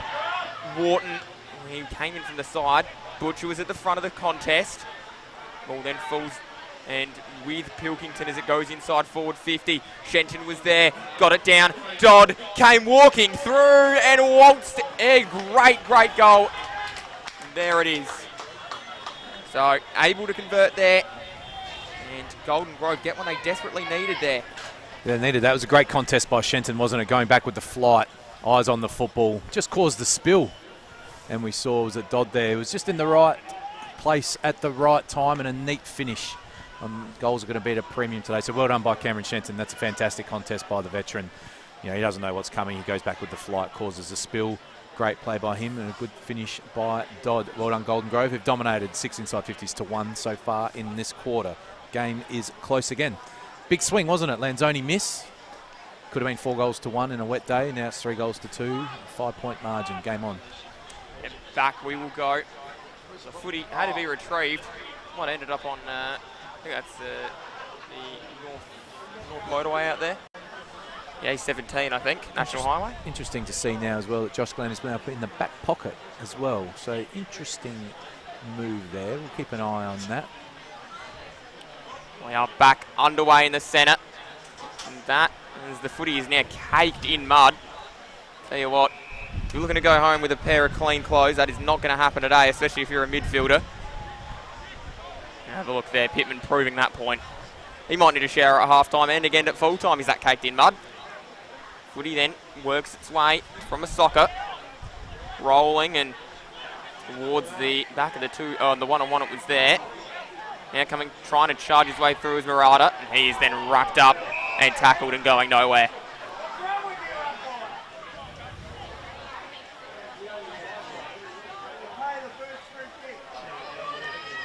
Ball goes up again. That one's going to be a free kick. Yeah, right call there. Got to reward the player with his head down and fingers over the football. So wins the footy for his team and then sends it forward. Ball collected there. Stepic gave the hand pass off. And Bradford was there, his shirt momentarily pulled by Slater. And the umpire says that one is going to be mine, gentlemen. I'll sort it out. Backs it up and throws it up. Does the umpire. Big fist towards their Wharton, who was trying to dance his way through. Might still be able to. Little palm forward, but Golden Grove smart to the option and managed to get it forward there. Pascoe, ball falls down, picked back up and slapped again. There's still Rostrevor, charge inside forward 50. Oh, Footy just behind him there was Lanzoni. And then the Footy had a bit of an interesting spin on it then, as it went over the boundary line. Just a bit of almost a torpedo looking kick. Ball ended up going over. Certainly feels like the ball's carrying that little bit further, doesn't it, when it heads to the right. So certainly a 2 or 3 goal breeze potentially here for Golden Grove. Ball just carrying a little bit further in the air. Golden Grove made the most of that advantage as well. They were 2 goals down at quarter time. They're now only 5 points down. We're 11 minutes into this second quarter, so still plenty of footy to be played here on a wet and wild Saturday afternoon. And that one is over. A little bit of stoppage, although I think there's going to be a free kick here. Saw the umpire hold his hand. No. Just breaking up. Again, good tackling, good courage, good endeavour shown by both teams at the moment. Back in, Slater, able to get rid of his man in the right contest and then just send it in. Ball now, Cavallaro. No. He's the guy in their front half that love to get involved. I might be tempted to play him as a small full forward even today, because I think he's that ground level player that they desperately need to crumb. He's a good mark for his size. He's normally a good finisher. So let's look for Cavallaro to get more involved inside the forward 50 as this game progresses. Rostrevor, they'll begin the kick in. It's been an interesting game. It's the 5 points. Midfield at a premium at the minute. Oh, wow, up goes Boxer. He was almost singing again. They're really going for the hangers today, aren't we? We've seen 3 massive attempts on the big climb. It's just so hard for the ball to stick with the slippery ball, but a great leap at the football there. Wouldn't that have been another screamer attempt? I'll tell you what, if Jag Meatworks was sponsoring, it nearly comes through there. And when it's going to be wrapped up. Jag Meatworks / Born to Build, of course, they're both involved with great marks. They were sponsoring nearly attempts. They'd be giving out a lot of sausages and doing a lot of Born to Build stuff as well. As the ball falls down, Pittman. Ball rolls and little soccer. This ball goes towards the boundary line. It's over there by Pascoe. This is where Golden Grove need to take a bit of a chance. Getting first to the football. Make sure Rostrevor, they have to tackle correctly, don't they, when you're in first to the football. It's so easy for an arm to slip over the shoulder. Let's see what happens here. Golden Grove can get on the move, make Rostrevor defend. So 5 goals for today. Of course, this one going to be a real battle in the tactician's office. So up it goes at half forward here. Baldwin was waiting, had a shrug off a tackle, gave the footy off, and then the footy came back hard the other way for Golden Grove. Pascoe, too good, too strong. Exactly what they needed. They've had 8 inside 50s to 2 this quarter, Lockie. So they've been dominant. Like I said, they dodged a bullet when Lanzoni missed that goal, didn't they? And now they're going to go and score another one. Pascoe's just at the top of the square. Great contested mark by probably the best full forward in the competition. Tricky day. Well, he's put himself in front today, Pascoe. That's what you want to say. He's taken 2 contested marks inside 50, playing in front. He leads the goal kicking, and that one's no dramas for him either. Walked it in. And he's got another one there, 3-5-23. Rocks 3-4-22. Golden Grove re-establishing their lead they had early in this contest. Yeah, good fight back here for Golden Grove. I said at quarter time, really, there was not much in the game, bar a couple of errors in the back half, biting off more they can chew with some of their switch and short passing, but their endeavour couldn't be questioned. Like how they're going about it, they certainly seem to have a little bit of a breeze at their back. Rostrevor having a lot of trouble clearing their defensive 50 this quarter. Like I said, it's 8 inside 50s to 2. We see Josh Glenn is fresh now, coming back on the ball, which is good to see. But well done to Pascoe. Like I said, it's not an easy day for the full forward. It's not an easy day for anyone, but he took a great contested mark there, exactly what his team needs. Absolutely, 14 and a half, or nearly 15, gone through this second quarter. We head towards half time. Probably another 15 or so to go. Ball goes back up, slap back down. Glenn trying to get his way through, wasn't able to do that. Schwert then followed him. The footy then works its way forward for Rostrevor. Picked up Lanzoni. The soccer skills still on display. Most of these lads will be flying over and having to go with the Socceroos in America next year. The ball works its way forward. And that is going to be a ball up. I don't mind the tactic. In a territory battle, when it's slippery, if you can sink your foot through the ball on the ground and get 40, 50 metres your way, it's a smart play rather than picking the ball up and just getting tackled. So we're seeing plenty of soccer skills on display today. Ball is going to end up over, and of course the news in the week officially confirmed. Socceroos qualified for their 6th World Cup in a row, so massive congratulations to everyone involved there. Meantime, ball comes back in. This is towards the front, and that's going to... Yeah, it was almost a palm down there, a secondary ruck contest, and that one's going to be holding the ball. That one is just a high footy. Big fly comes over the top. No one will really make contact with the footy again until the fist came through. And the ball worked its way for Dawson. And Dawson, Stransky running out of room. A little bit of a scrap off the ball. Which is going to happen. It's a big game for both teams. There's plenty of contests in the wet weather. Looks like the umpire, has he pulled a free kick here? Or is he just blowing his whistle like the drill sergeant? Everybody clear out. Let's play football. Good. Well done. Good umpire. We don't see soft free kicks paid in this game. Got to earn them. Yeah. There's one over the shoulder. That one was certainly earned for Collins. Collins turns, puts it in. Ball falls down. Collected there. Dawson snaps. Interception, and it's coming back in. Banwell turns and puts it towards a dangerous area. That one is through, though, for a behind. Just love to pull that kick another 5 metres out from the goal, just so you can get that secondary crumb and put some pressure on. Too easy for Rostrevor to spoil the ball over on that occasion. They're playing much better football here, Golden Grove. No silly turnovers in the back half. Pumping the ball inside 50, getting good territory. And again, they're going to turn the ball over, Lockie, and go back inside. Absolutely out. Pilkington worked it back. And there is Payne. Payne, and found a target. Cavallaro with the football. He's my man. I think he's the guy that can be the difference. Like I said, they don't have a lot of ground level representation on a wet day, but Cavallaro's the guy who can be a classic small forward. I know he's a good midfielder at times as well, but I think he's a classic small forward. But however, he is 45 metres out here with a wet ball. Let's see what he can do. Does he kick it? He can do it. He can do it. There we go. Kick is on its way. There was no need to doubt him at all. He has set that through at the padding height there, Cavallaro, and that is another goal for Golden Grove. They moved to 4-6-30. Rocks 3-4-22, and you knew as soon as it left the boot. Have a look at this on the dartfish.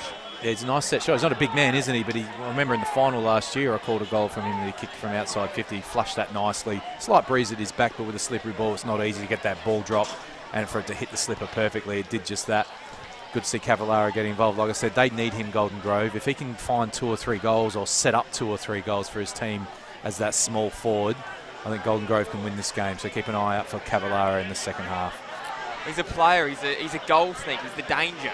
Every team's got one. You know, the player. He's an X-Factor type player, isn't he? They've got a lot of tall forwards, Golden Grove. I think he's the X-Factor guy that can get under the radar of the opposition. Slippery player, good finisher, tough matchup.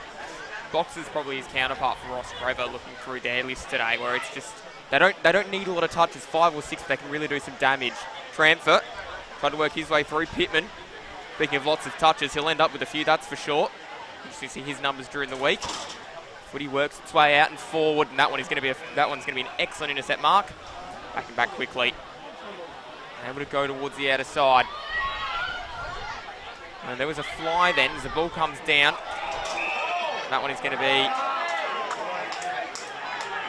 footy that's turned over. Pittman puts it back inside in the Pascoe direction. Speaking of dangers, he's there as well. Trying to turn his way through with Baldwin. Total domination here. Look, it's 12 inside 50s to 2 now for the quarter for Golden Grove. They'd just love to get one more, wouldn't they? But they've kicked the 3. Rostrevor only going inside 50 twice for 1 shot on goal. So they've dominated the quarter. They've won the stoppage here. Great smother off the boot there. Well done there, Shoot. Able to just dive over the top then of Dobie's kick. Open the door for Rostrevor, but Golden Grove, they've been pressing and they are offering all kinds of danger. Pascoe patted it up, then picked it up, then threw it on the boot. And that one's going to be a mark. Butcher ruining what could have been a great moment for Pascoe. Just fell a metre short, didn't it? Good strength there by Pascoe to get that sort of kick away whilst he's being tackled to the ground. That one out towards Miss Transky. Again, Rostrevor having a lot of trouble clearing the ball. We understand it's slippery and difficult. They need their tall forwards to come up, create a soft drop, and their crummers underneath to win the ball. Good fly over the top. Punch forward by Hillcoat. He's back on after serving his 10 minutes. And there's a high circulating football.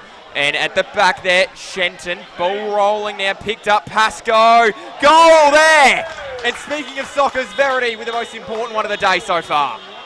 Again, Golden Grove. It's been a repeat all quarter. Rostrevor have had a lot of exiting kicks from their defensive 50, but the ball's rebounded, turned back over. Pascoe again there looked dangerous, didn't he? The clever kick by Pittman went in high and long to the fat side. And here we go. Yeah, just got tackled, and Verity just in the right spot at the right time. We haven't called his name a lot, have we? But it doesn't matter. His name is down in the paper as having scored a goal, and a very crucial goal. It's 4-0 now for the quarter for Golden Grove. Really good quarter of footy. Like I said, they've been strong in the contest. They were in the first quarter. Like I said, it was only those errors on the turnover. They've tidied that up, and they've dominated this quarter. Well done, Golden Grove. Again, gave away 7 goals last week for turnover. Glenogo actually gave away 8 as well. Said that though going into the second quarter. Glenn puts it back inside. Pascoe! And he's able to make one stick as well. And even in the wet conditions, his hands cannot be questioned. Yeah, that's a fantastic mark. Again, he's becoming a bit of a handful, isn't he? Great contested mark. And again, he needs to finish though. He's normally a beautiful shot for goal. He's got the breeze over his shoulder here. He should be able to send this over onto the highway for another goal. Again, Golden Grove dominant. They get the centre clearance and put Rostrevor straight back under pressure here. Goes through his routine. Does Pascoe. Already on the goal kickers list today. He'd love to add his name. Again and again, and there it is. Pascoe doing the dangerous work at the minute. 6-6-42. Rostrevor 3-4-22. It's, funnily enough, 22 minutes into the second quarter. Yeah, what a turnaround. Like I said, remember early in the quarter when there was the send-off, it wasn't looking good for Golden Grove. They had a send-off. Lanzoni had a shot from 25, 30 metres out, hit the post. And since that point, Golden Grove have been absolutely dominant. Rostrevor have barely been past centre. Big centre clearance here for Rostrevor. It's hard to clear the ball from your back half. Got to win the ball, get that centre clearance. They've got the players to do it as well. Wharton, transfer. Yeah, but they're up against Glenn, Pittman, who've been dominant in this game so far. Absolutely. Both of us just kind of going back stronger to the bodies from those players as well. More experienced guys who've been around for a long time, played high-level football. Guys in their 30s with strong bodies. Both me and Adam going back to the motif of our tips at the start of the day. There it goes up. Ball falls down. Oh, Glenn just walked it out of the centre, able to just take it. Big fist, punched away. Butcher needs to go, and he does. Although he's wrapped up, Dobie's there. Again, you saw the strength of Glenn there. Just won the ball. He was able to shrug the tackle and again get another centre clearance for his team. Dangerous times here for Rostrevor. Don't want to concede another one. They simply cannot afford to concede another one. Slipping and nearly taking out Pittman with a knee. So he wins himself a free kick for the high, and that's not one of his better kicks there, Jake Pittman. Ball socked through. That was almost a body high slam tackle there. paid. High tackle paid over the shoulder. So Pittman got lucky. He's been a great player today, Pittman. He has been everywhere.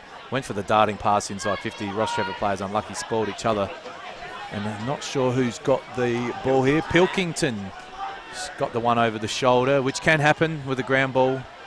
Problem for Rostrevor is not the umpire and the free kick. The problem is they just cannot win the ball around the clearance and get some territory in their own front half. That's now 16 inside 50s to 2 for the quarter, Lockie. That is domination. Starting to turn into a little bit of a bloodbath here. Rostrevor need to wake up quickly. Pilkington has got that one through the middle, and he loves it as well. Able to convert, and Golden Grove just reminding everybody they can still be dangerous in this competition. Yeah, wow. So like I said, it's happened real fast, hasn't it? They've now kicked 6 straight goals in this quarter since the miss from Lanzoni. And it's happened quickly in only about 16 or 17 minutes of play on what is a very dour day for football. So well done to Golden Grove. I believe they've got this football in them. We've been critical at times for the way they've played. Cannot fault their endeavour getting the ball inside 50 now, and their forwards are going to work. Great play by them. Of course, you'd be forgiven for thinking that at quarter time the margin was 12 points for Golden Grove. It wasn't. It was 12 points to Rostrevor. that just kind of speaks to how quickly, the domination they've had in this quarter. Rostrevor fallen asleep here. And they are in dangers of looking a little bit like Golden Grove did last week against, not last week, but 2 weeks ago against Glenunga. As the ball falls down. There's a good tackle.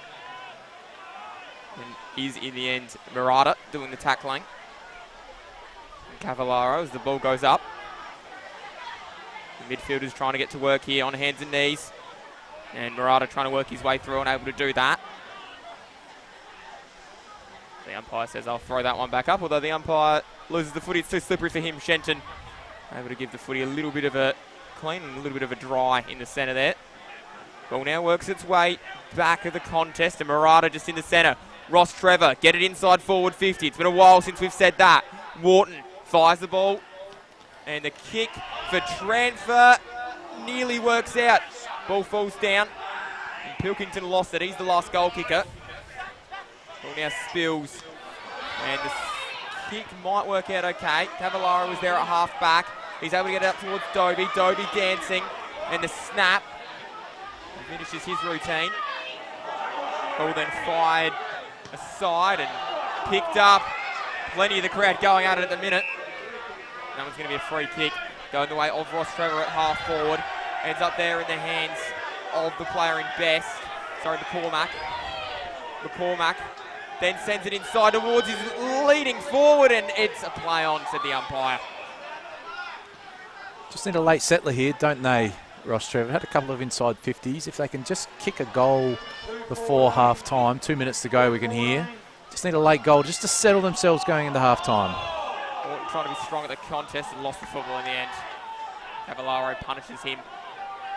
It's been good. He's had his own sort of purple patch for the last 5 minutes, hasn't he? Yeah, he's a good player, Cavallaro. Like I said, I want him to get involved inside 50 in the forward half, and he's done that. Now he's helping his team out in the back half. Good football.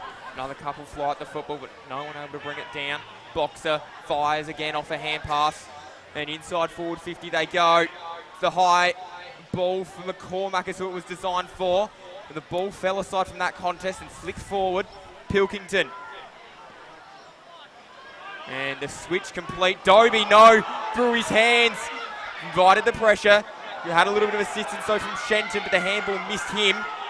And that is nearly going to work out. Butterworth trying to get inventive then from the hand pass off of Thomas. And Hillcoat goes in. Comes off second best though. And that is going to be an excellent tackle. And the crowd loving this one at the minute. There's a crowd / bench area. There's plenty of noise coming through the effects mic at the minute. Ball goes back up. Picked up at the back by Shenton. Shenton then works it forward for Pilkington. Pilkington to Glenn. Glenn. Then towards half forward it goes as it falls down. Kick from Pascoe. He wasn't able to quite pick it up, but luckily one of his teammates was. Dodd tried to come charging through. Still then the footy ended up with Dodd, and the soccer back across. The ball rolls towards Horskins. Can he pick it up? It is absolutely a hot potato at the minute, a cake of soap. No one able to get there. Transfer then ends up with the pill in his hands. Out wide, Stepic. And that is a great grab. Oh, the kick though didn't do the grab justice towards the boundary line. Now it goes. Picked up and collected, and that is over. And it almost looked like Habel was going for a first down then just to get that one across the boundary line. Yeah, a lot of spice and feeling in this game, is it? I think Rostrevor know they're under the pump. They've certainly lifted over the last 5 minutes, but haven't been able to find that goal that they so desperately need. Both team supporters right into this, aren't they, Lockie? They are. Footy ticking towards now, or the quarter, sorry, ticking towards 30 minutes. The ball goes, and that one is going to end up over the boundary line, out right in front of the interchange gate. Both teams now desperate for half-time. Golden Grove will obviously be a lot happier than Rostrevor. What does Damien Boots say at half-time, just to get your thoughts as the quarter closes towards the end? Oh, I'd be looking for a bit of composure, but they've been soundly beaten this this quarter, haven't they? As we see the half-time siren goes, I'm pretty sure Rostrevor coach will be pretty happy that siren's gone. They can take some stock after really an avalanche there. 6 goals in 18 minutes of football was for Golden Grove. Well done to them, great response. 6-6-42 plays 3-4-22. Rostrevor need to go to work. Golden Grove will be absolutely delighted here.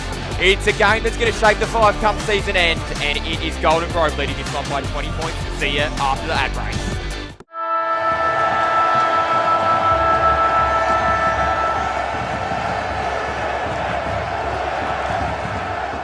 Get a quick and easy low-rate car loan from Police Credit Union today.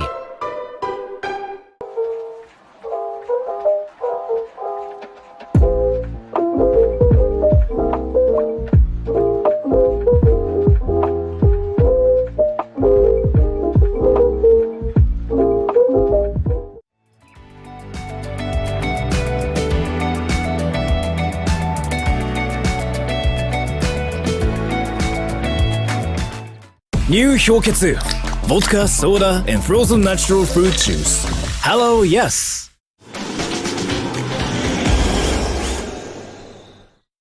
We've been housemates for what, nearly 4 years? Yep. Basically, since I started my uni degree and you got your apprenticeship. It's been really good. Like, it's the little things, you know? Like, one of us is always around to house it when the other goes on holiday.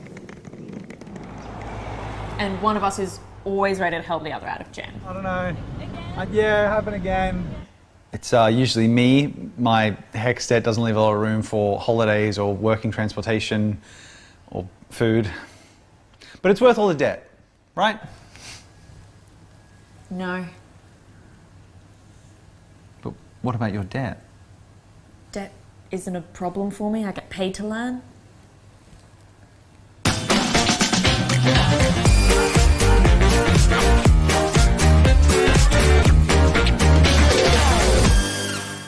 You belong in blue. Apply for a career with South Australia Police.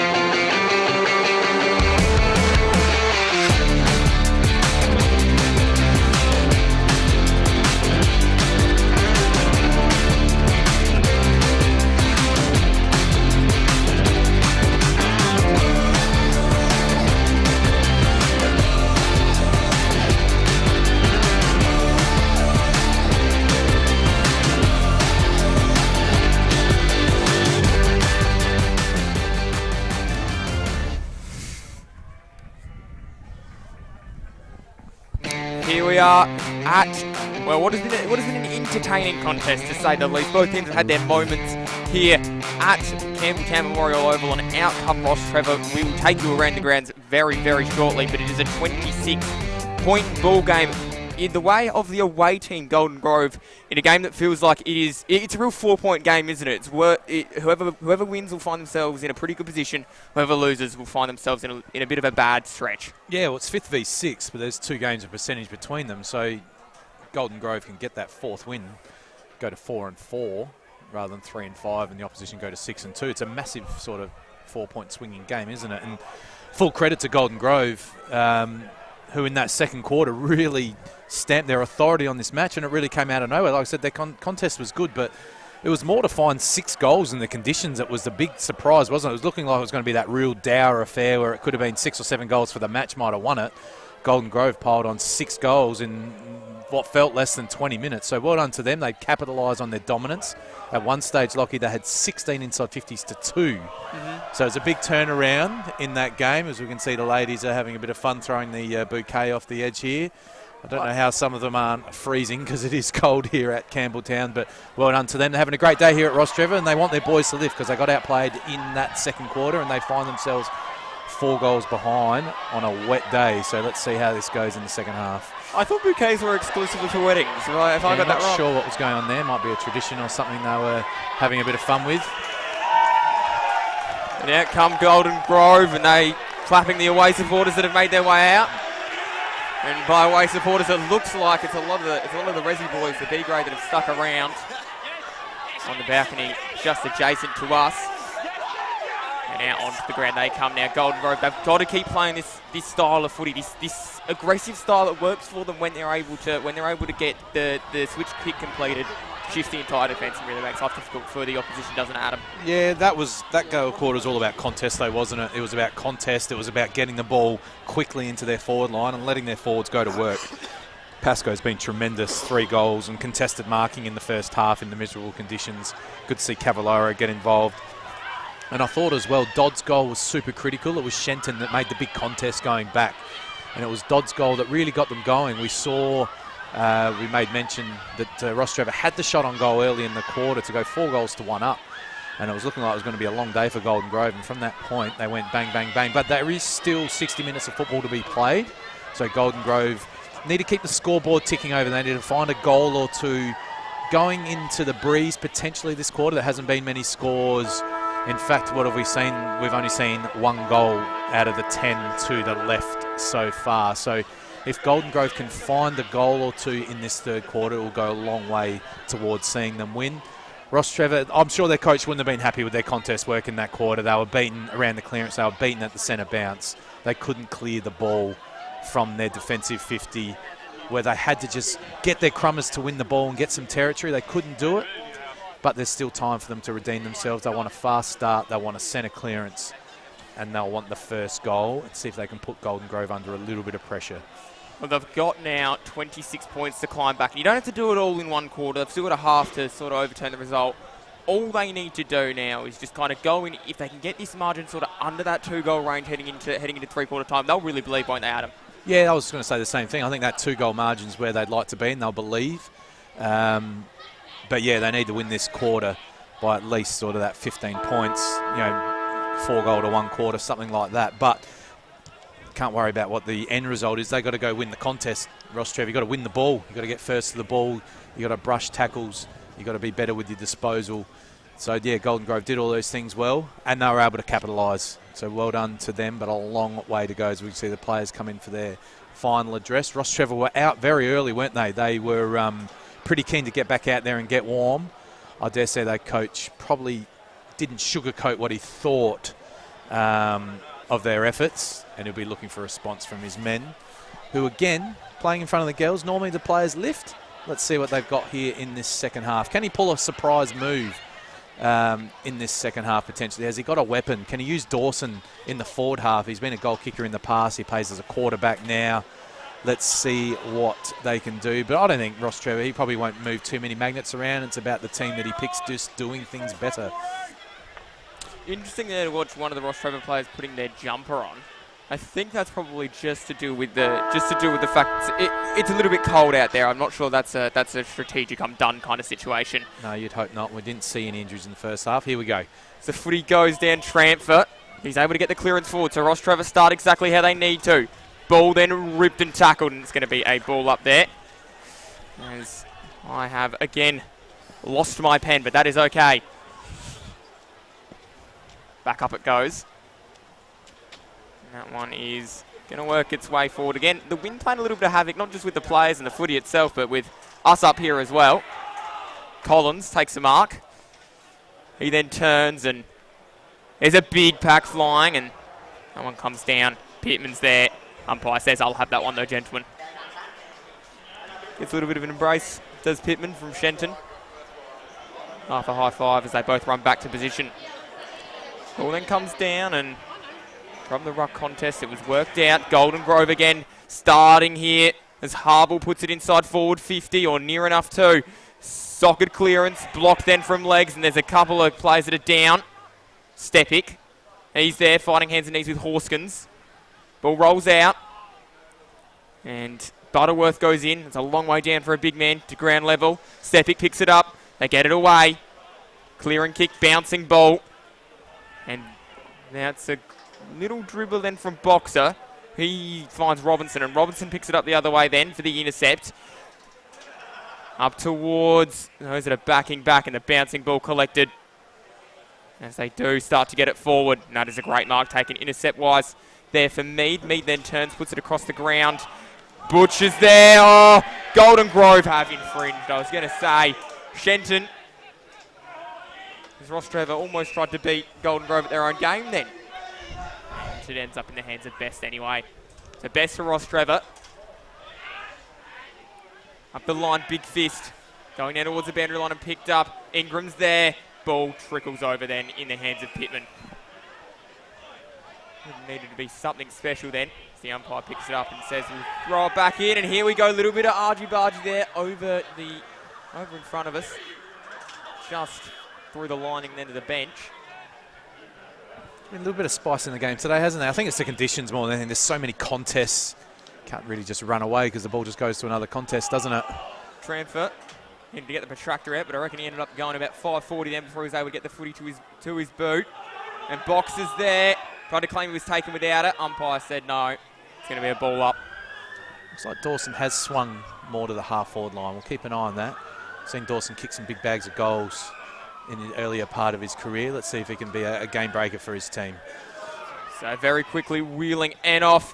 And there is Lanzoni. He's gone for home and kicked it. Well, Rostrevor, that is some way to start. Oh, captain, my captain, as Lanzoni goes back 4-4, 28. That is what they needed. They dragged the margin back to 20 points, 7-6, 48 are the Kookaburras. Yeah, just got a nice shepherd on the line there, but it was a beautiful long penetrating kick. Lanzoni, he does have a powerful leg. He can really sink the slipper through it 50 metres out there. Good leadership by the skipper, isn't it? You know, he would have come in at half-time, been pretty disappointed. Rostrevor had some first centre clearance, put some pressure on. Lanzoni, first goal. Well done, Rostrevor. Yeah, well done there too, Lanzoni. It was his first for the day, and he hit it in some kind of special fashion there. Can Rostrevor continue? They've got a very slight wind advantage when it picks up. It did pick up at stages in that second quarter. Certainly didn't hinder Golden Grove's flawless performance in the second term. So the ball goes up. Punched away. Butcher was there. They're going to lay the footy off before he was immediately tackled. And he's down a little bit there, so it'll be interesting to see whether or not he's okay. Still lying there in the centre of the ground is Butcher. But across the ground goes Payne. And Payne finds Thatcher. And Thatcher flicks it across. And I tell you what, he's so vital for this team. Because every time we go and watch Golden Grove play, if they get the win, this ball falls down. I'll continue that thought in a moment as Pascoe picks it up, gets it inside forward 50. Ball's bouncing, and it should go over. It doesn't. It's stopped there on the line by Boxer. And it ends up being wrapped up. I was going to say there, he's so vital for the win. He must be collecting Mosley vouchers like their Pokemon's almost, Thatcher. Best team man. Yeah, he's one of the good defenders in the competition. He came to prominence a little bit last year. One of my favourites, does a job every week. This ball works its way now, going back the other way for Tramford. and finds a little 15-minute bullet pass, a 15-metre bullet pass, I should say. And just taking his time to make an assessment here at half-back. Long ball up the line. Wakeland elected that time not to fly. It's there at the front of the contest instead. Ball falls down. Again, the soccer skills continuing. Tell you who might be absolutely racking it up now and thinking about it with soccer skills. Niskus might be having some kind of game across at Port District at the moment. The ball rolls towards the boundary line. And that is Butcher making sure that his direct opponent in Horskins ran out of room. Umpire waits. Get ready to throw it back in. Mead momentarily stopped by loose footing. He's able to tie his shoes back up. And that one is going to be hanging on a free kick there. Pittman tried to take advantage and said, hang on, I really didn't want to do that. So it does end up there in the hands of Payne. And I think Payne's had a pretty good game as well, but he looks really sore at the minute. No one on the mark. Yeah, he did just waltz off, didn't he? No one was there. Pascoe down for Banwell. He's nearly able to pick it up, but in the end, Pascoe has to lay a tackle there on Stepic. Stops him in his tracks. The umpire says, I'll have that one back. Ball tossed aloft. Pascoe slaps it down. Horskins, he's then immediately taken there by Marada, but then the ball's turned, put inside for Pilkington. Pilkington nearly found Shenton, but Shenton, he's going to have to trap his direct opponent, does just that. And Verity tries to lay a tackle himself, but Rostrevor, they emerge with the football. Flick through. Best. Up the line is Transky. Unable to trap it, and in the end it rolls over. So Rostrevor, a bit of a response here. Yeah, getting the first goal was crucial. They've still got a lot of ground to catch up. Golden Grove have gone inside 50 a few times. Just like I said, if they can kick 1 or 2 goals into the breeze, they'll go a long way to win this game. Real arm wrestle. Absolutely it is. Ball with Dobie, he nearly was able to pick it up. Still through, Lanzoni, he was the one that kicked that goal. He then just clears it. I think his last 4 or 5 disposals have been Sockers. Hasn't bothered to use his hand at all. Ball then with Thatcher, able to do a job against Wakeland. High up and under Footy. Butcher was at the fall of the ball. Boxer then fired it back across. Baldwin was there. And that one is coming back the other way. Picked up nearly then. And Payne, Slater does battle there. And that is a high tackle. Banwell nearly decapitates his opponent. Not paid. Ooh. Native's getting a little restless. Tricky day for the umpires. There's so many little over the shoulders that can be paid. Don't mind that. Bowl it up if you're not sure. Well, comes down, and again, great tackle.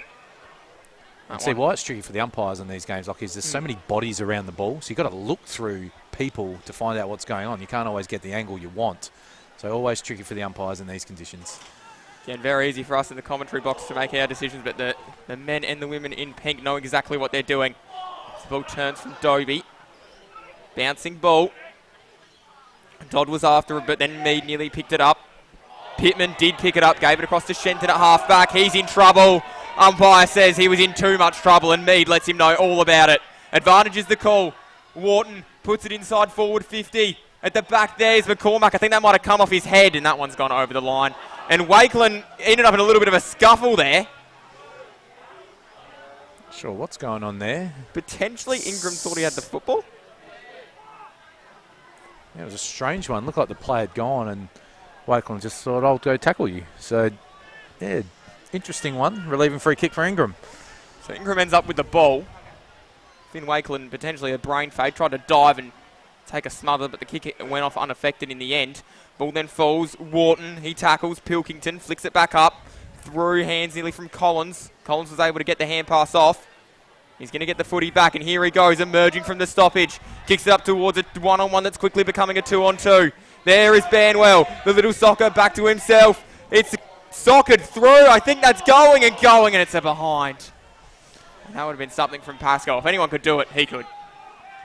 It's the behind. Yeah, he's been dangerous today, hasn't he? I've liked his game. Sometimes it's easy for forwards to say it's a little bit hard today, but even there, dangerous at ground level after some good contested marks in the first half. If he can kick one more goal in this second half, I think his team can win the game.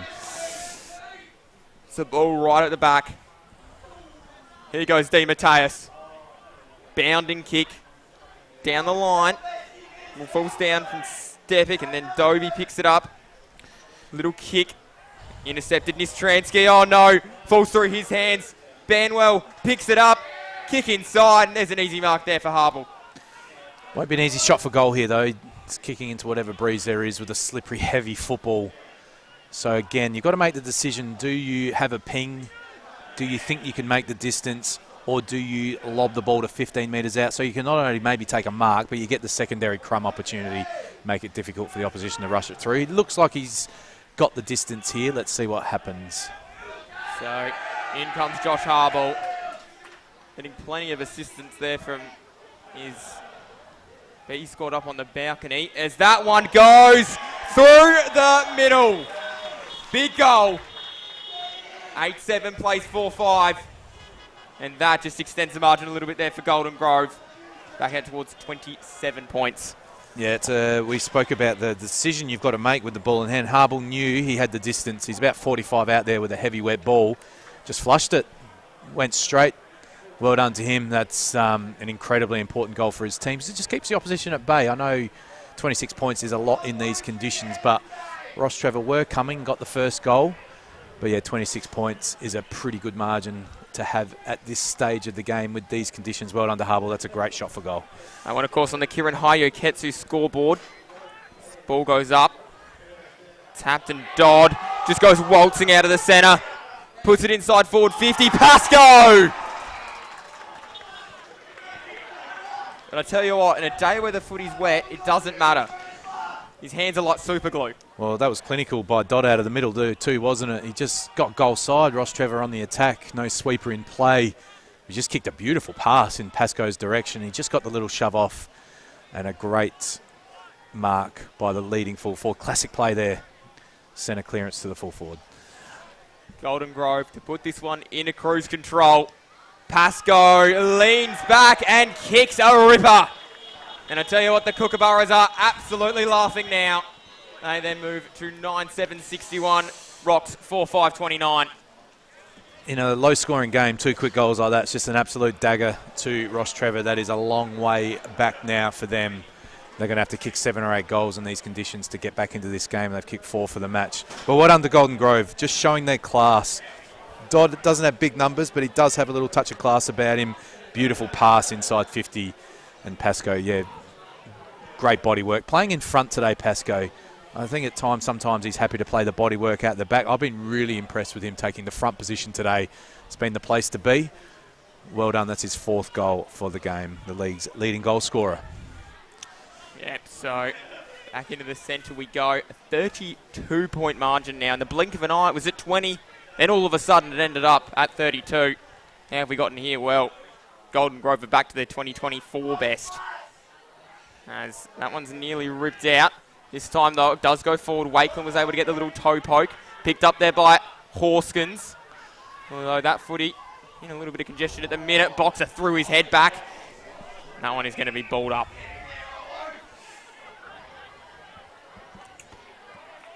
That one getting back to the umpire now.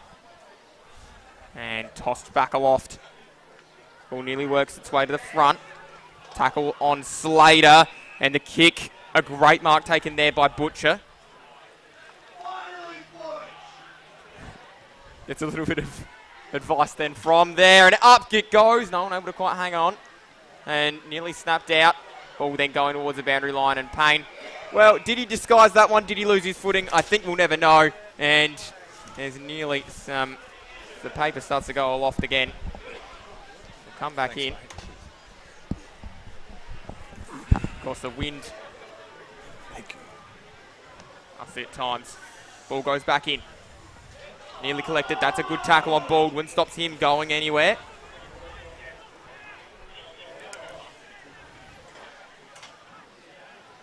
And the umpire says we'll ball it up.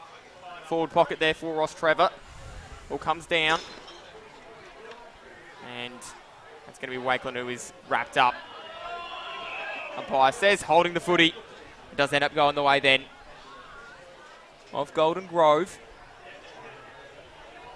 And Xanthopoulos has the footy. Pittman was lurking, as he always does, hoping he'd be able to get a disposal, but not to be on that occasion. Won't be too long, though, before his next one, surely. Xanthopoulos loads it up. pack emerging. Wakeland was in there as he always is. It was his fist that knocked the ball forward. And that is with Butcher. No, it's one of the pack instead. Golden Grove, ball flicks out towards Bradford. And that is over the line. 15 minutes into this third quarter. Margin at 32 points. Rocks, if they're to win the game, need a lift, and they need a lift relatively quickly. Ball comes down. Inside forward 50 it goes. Bouncing ball. The ball's fired out the back. Worked it forward. Collected. Here goes Banwell, zipping through the centre of Campbelltown Memorial Oval. Picked up. Cavallaro unloads a goal and gets the meanest of bounces. Still fighting there is Pascoe. Oh, how is that? And back. And that is insane from Pascoe. Yeah, that's just class. That's just a guy that's played high-level football. That's a guy that's just winning one-on-one contests, no matter how they are, on the air, on the deck, and the composure. Thought he might have tried the snap over the shoulder, but great team play by Pascoe. Good to see. Well done by the full forward. Nicholas Collins had a couple of shots at goal already. One that was out of bounds on the fall, one that got it behind. Can he kick a major now and send Golden Grove into party mode? It is across the face. Golden Grove, they've got an event on tonight as well. I believe it's $20 at the door to get in. It's going to be great fun down at Harpersfield if you are in that area listening to us from the club. A couple of women's games going on at the moment up there as well. Whenever you have a club function, it is always fantastic to go there with a win as well. Always makes the night better. Again, if you are in the Harpersfield Golden Grove area on One Tree Road, make sure you do get down to the club. Support your local footy club. Because, again, these clubs, they do it tough. They need everybody's support to put on the great show they're putting on at the minute. Rostrevor with the footy. Of course, their Ladies' Day is today as well. Been a great event so far from what we've heard. Good mark. Great mark from Boxer. Demanded the football, and then it's sent up. Might still work out. Where was a little bit of an air kick that worked out okay for Butcher, as Butcher sends it to the deepest forward in McCormack. And he hasn't really been started today, McCormack. He's had a tough day. Yeah, tough day for the Rostrevor forwards, isn't it? They had no supply in that second quarter. They've had a few inside 50s in this quarter. But the Golden Grove defenders been all over them today as the rain comes in even heavier now, making it even trickier for the players and umpires, and making that margin look even bigger than what it is. Yeah, had a tough day. As the footy comes back in. Ball then works towards the boundary line, and that one is going to end up over and out. Yeah, this is where it's tough when you're a Rostrevor as well. You're down 33 points. You scored 4 goals for the game. Deep into the third quarter, you need 6 or 7 goals to win it. Can they find a spark? You've got to keep trying. You've got to keep looking, because you never know what might happen. Ball fires back. Socket forward. That's a great mark as well, taken by Robinson. Robinson then turns around relatively quickly. And that is an excellent intercept mark.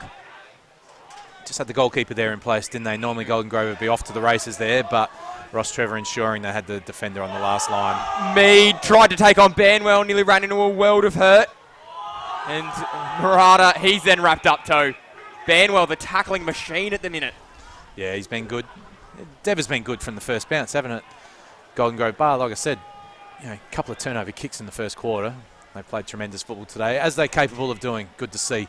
Can they make a charge into the 5 in the second half of the year? Time will tell. Played 4 tackles last week. He's definitely had more than that today as Banwell. And I'll tell you what, his brother, Jack, will be delighted, the wizard. So the ball goes up. Sure, they'll exchange stories of their games today. Jack on the mic, Jet out in the middle. Comes down, and again, Murata gets it out. Dawson sends it forward. Bouncing ball. It's a little bit of a chaos ball inside forward 50 here. Picked up. Baldwin, met with some heavy contact. Whack, take that. Boxer, he's then launched upon. Ball fired back for Tramfer. Was he taken without it? Umpire said. Holding the ball. Yeah, the other way, unfortunately, there for Xavier Tramfer. And the umpire in pain just having a little bit of a chat. Not sure what that would have been about. And Payne told to move it on, so he obliges. And the ball is now out at half-back. Golden Grove nearly and very, very nearly, probably a goal away from locking this one up. As at the back of the contest, Istransky tried to work his way through. And that one still on hands and knees they fight. Ripped out there by Thomas, his first game in the A grade for the season. Baldwin able to pick it up. Cavallaro sends it up towards half forward. Ball nearly with Pascoe, able to dance and nearly get to the front. Geez, he's a handful. He might be a couple of handfuls there. But Slater's wrapped up relatively quickly as well. The umpire says that one is holding the ball. So Rostrevor get their reward. Ball should end up there in the hands of Best. Playing a little bit of footy at Norwood this year as well in their under-18s program. Here's They're Darcy. a young team, aren't they, Rostrevor? Like I said, they don't have a lot of veterans on the park. Been just a little bit out-muscled today, haven't they, in the conditions? But they'll learn as well, and still, kick's going to work out all right. Speaking to Damien Boots pre-season as well, he said to us, this team, it's got a little bit of A-grade experience, but it's also got some young kids. There's the ball is marked by Pascoe. I tell you what, speaking of experience, he knows how to kick a goal, Pascoe. He's got about 3 already today. Yeah, he's already got 4. This is lining up for 5. Again, for mine, he's the best player on the ground. He won't be in the disposals, but he is the difference between the two teams. I've seen him play probably half a dozen times in the last 12 months. This is by far the best game I've seen him play. He's been absolutely dominant today. Wonder what size Archie's he is. Wonder what size Hugo, the producer, brought. The footy lines up. Those two numbers rarely line up. Kick on its way from Pascoe, and that is number 5. The fist bump, he's pretty happy. So it was 4 2 weeks ago. 5 today already. 9. He's got plus 30 for the season. How many is he going to end up with? Yeah, well, it's a good question. We spoke about this a few weeks ago. Typically, we haven't had a big goal scorer in the Division 1. I don't think we've had anyone kick more than 60 goals in a season for 10 or 11 years. Given the dour nature of the competition and the way modern football's played, the goals are usually squared around, and players like Pascoe's class are normally at SANFL level, aren't they? So we haven't had a player kick sort of 70-plus goals in Division 1 for a long time, but he's a guy that's capable of it, isn't he? There's still 10 games to go this season. He can kick 3 or 4 on a dirty day and 7 or 8 on a good day, can't he? So, well done to him. He has been a class above on the field today. Well, today's a dirty day. Just asked the players in the middle, and he's already got 5. Footy works its way down, and was a good tackle as it fell to the floor. Now snapped. Sent inside forward 50 from Payne. Payne then collects. And that is a great kick out wide. Mark taken there by Harble. Harble nearly plays it on. Getting it down the line. Big fly coming at the back. Picked up there by Best. Best then turns, and that one's going to end up. I feel like that last Pascoe goal took a bit of the sting out of the tail of Rostrevor, didn't it? It was... dare I say it, Lockie, we've got to keep pumped up, don't we? But the last quarter could be a little bit of junk time, potentially. Maybe we can keep an eye on the scores at the other grounds as well. There's going to be some tight games in this wintry June day. Well, yeah, look, you do have to stay pumped up. Of course, a big moment could still happen, but you also do have to have a little bit of a look at the scoreboard and know, realistically, that Rostrevor have got 3 3/4 nails in the coffin already. And they'd be trying desperately to avoid making sure that 4th goes in there and kills the game off. Ball bounces, collected. Payne, he was there. One of his teammates is hit behind the play. And the ball moves on, uninterrupted. Harble had a little bit of an option running past him in Payne, but ignored that. Towards the danger man. Where's Pascoe when you need him? It's not him this time. And it's ended up in the hands of Pilkington. Yeah, he just almost sat at the back of the pack there, and I think the ball just carried a little bit further than that pack. Pascoe chose not to go to the ball. Verity may have gone away with a little push in the back. Pilkington just stood there and took the mark in the pack. So, yeah, getting a little bit ugly here for Rostrevor if Pilkington kicks this goal. Kicked one in the second, I think, lining up for his second goal of the day. Love to add another here in the third. Had 10 disposals against Glenunga last time out. Feel like he's had more than that today. Kick is over the goal umpire's hat. Good night, Rostrevor. Golden Grove, they will enjoy a golden party now. 11-18, plays 4-5. Yeah, big margin now, isn't it? We'll keep calling the game through, but there's going to be a bit of junk time in this last quarter. Well done, the Golden Grove. Rostrevor put up a bit of a fight early in that one, but now we've seen Golden Grove kick 4 quick goals, which has stamped their authority on this contest. Big game comes up next week then for Golden Grove, because it's all well and good. You get today squared away. Needed the points, get the points, but they've got to keep winning games of football now. Footy is about to go up again, because they're still one win behind. They are still one win behind on the ladder. Yeah, they've got to get on a run, but like we said, this is only round 8, so they do have time to mount a challenge in the second half of the year. Play Prince Alfred next week at home, so that's a matchup that they'll fancy. But as we've seen today as well, the Division 1 competition's pretty even. You've got Glenunga in at 7th. There's no easy games. Yeah, no, there is absolutely no easy games, of course. Glenunga actually beat both these teams. Both these teams look like they'll be fighting, or probably may end up in the finals depending on what happens to the other teams over the next 10 weeks. But Glenunga in 7th, who are a couple wins behind Golden Grove, end up beating both these teams. Rostrevor locked firmly inside the 5 and Golden Grove just outside now. Yeah, it's good. We want that. We don't want the top 5 to be set at round 8, do we? No, And this win by Golden Grove is going to make sure that it's going to be a fight now. Like I said, if Rostrevor had have taken the points here today, they get a 3-game advantage on the team in 6th. Now, that's a long way back. Golden Grove would nearly have to win almost every game they play for the rest of the season, which doesn't happen in Division 1. You're going to drop 1 or 2 along the way. So, yeah, great for the competition here. Golden Grove firmly in the mix. And I think, Lockie, their best football is capable of mixing it with the top couple of teams. They just don't produce it often enough. But today, they've been supreme. Footy now starts to work its way through. Great tackle there by on Boxer. And Cavallaro cannot believe it. I think he's paid a dangerous tackle there. And there's going to be a card here. There's going to be a card. What colour is it? Not sure the card is for the dangerous tackle. It might have just been what he said to the umpire afterwards. But, yeah, I'd like to see that one back. I'm not sure that was a dangerous tackle, to be honest. Let's see here. It was a great tackle. Yeah, for mine, I'm not sure that's a dangerous tackle. But I don't think the send-off was for the tackle. I think the send-off was for maybe something he said to the umpire afterwards, which is always difficult in a player situation if you think you're hard done by. But not too much damage done for Golden Grove. Cavallari can just have his 10-minute rotation. Kick on its way, going across the face. And 10 minutes with one of your best off isn't going to make the difference in this one here. The game's already far too gone there for Rostrevor to be able to mount a charge, especially in only 10 minutes. No, he'll be all right. Cavallari take a minute here. It's nearly 3/4 time. He'll rest up for 9 minutes. And then he'll come on fresh to finish the game, so he'll be fine. Not a huge penalty for the yellow cards. Red cards are a massive penalty in our game with a send-off for the game, and got to play down to 17 men, don't you? So very rarely do we see the Reds pulled out, which is more than fair as well. I think, well, we've done, 8 games all season. I think we've seen 1, maybe 2, absolute maximum. We saw one in that round 1 game with Golden Grove, didn't we, late in the game? Wakeland's just taken an absolute great mark as well, as he then just turns, puts it back inside forward 50. Where's the Flyers now? Ball at the back. Dangerous Footy, tapped away, shoot.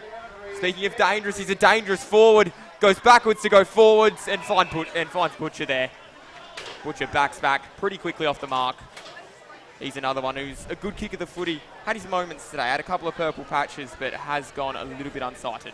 Yeah, he's been okay. It's been a tough day for Rostrevor, for all their players really. But he's a capable player. He's got a nice leg on him, but he's 50 metres out with a wet ball. Always tricky. So as we tick towards 3/4 time, he unloads. And it's looking pretty good on the siren. It's not going to trouble anyone. Lanzoni puts it through, but it won't matter. And the scoreboard now reads 4-6-30. Golden Grove are 11-8-74. It's a 44-point margin in favour of the Kookaburras, and they are going to be laughing as they take 2 points back up the highway. But we'll see you on the other side of this one.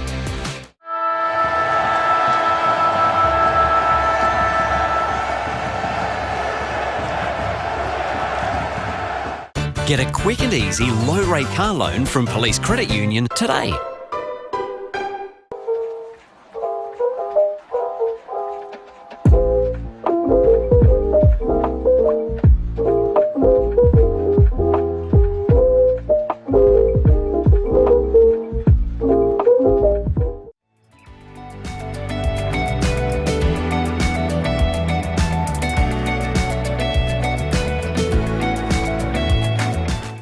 New 氷結 Vodka, soda, and frozen natural fruit juice. Hello, yes.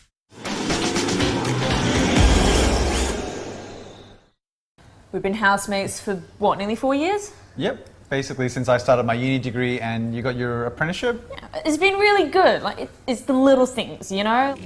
Like, one of us is always around to house it when the other goes on holiday. And one of us is always ready to help the other out of jam. I don't know. Yeah, happen again. It's usually me. My HECS debt doesn't leave a lot of room for holidays or working transportation or food. But it's worth all the debt, right? No. But what about your debt? Debt isn't a problem for me. I get paid to learn.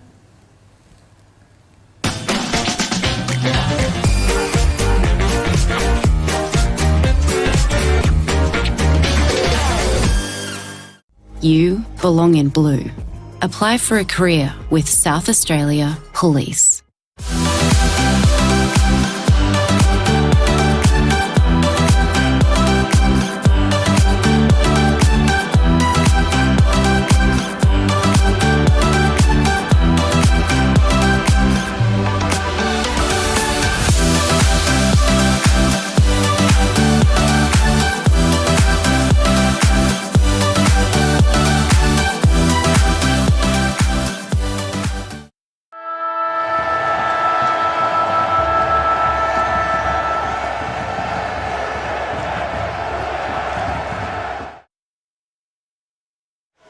Well, the Kookaburras are absolutely flying down here at Campbelltown Memorial Oval. They lead this one by 44 points across the screens of filming footy. Rostrevor in a world of hurt, still ahead of the Kookaburras on the ladder. So maybe potentially they'll have the last laugh. But I tell you what, it has been a great game of footy for all involved on a pretty wet day.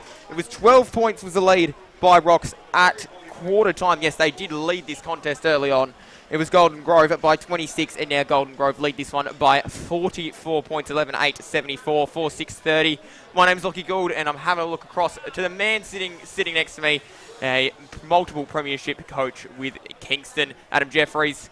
Talk us through your thoughts. Yeah, it's been a Golden Grove domination, really. I've been impressed with them. Like I said, I've probably been critical in the commentary box of some of their play through the season, but for mine, they're a team that should be in the top three.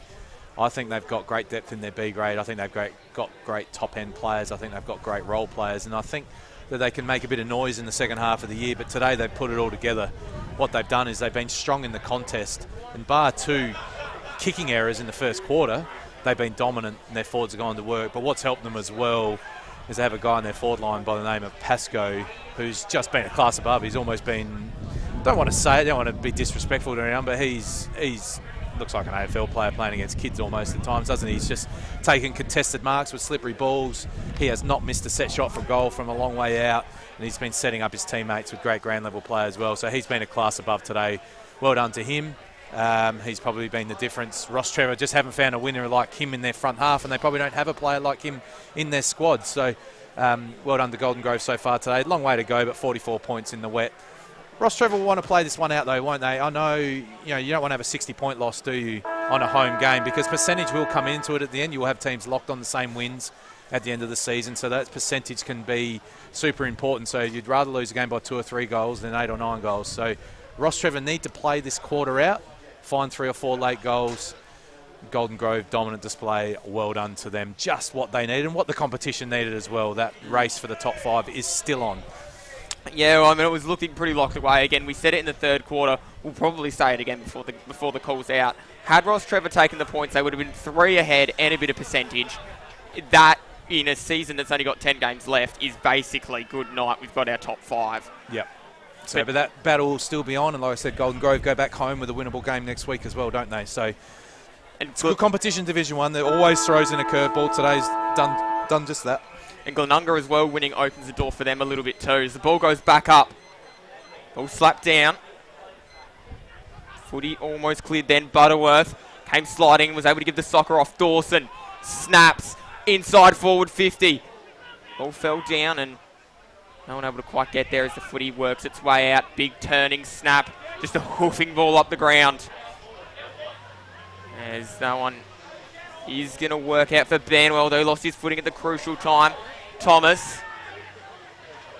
Ball was fired back. Picked up then. Verity gave it to Banwell, and Banwell made a behind. 45-point margin now. 11-9 plays 4-6. That's, of course, on the Kieran Hayuketsu scoreboard. I tell you what, it is a great drop, along with the Farmer's Leap, of course. Adam, you know a bit about Farmer's Leap? It's freezing up here. A glass of fine red wouldn't go astray. Very cold day. We're not far from the foothills here, are we? We can see the clouds. Not actual raining at the moment, but very cold for the players. Certainly is. It was raining pretty consistently last night, raining really consistently all morning on the drive up. It was raining. It looks like we're okay.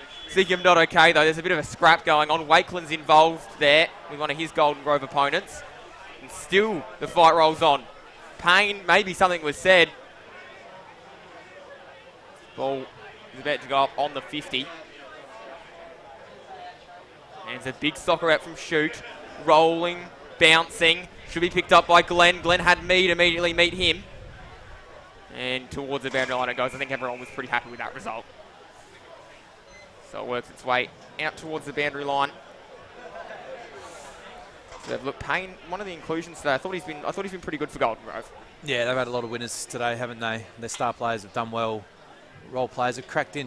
Like I said, they set the tone early in the game, didn't they? They were down 3-1 at quarter time, but they were really just from foot skill errors, not from effort errors.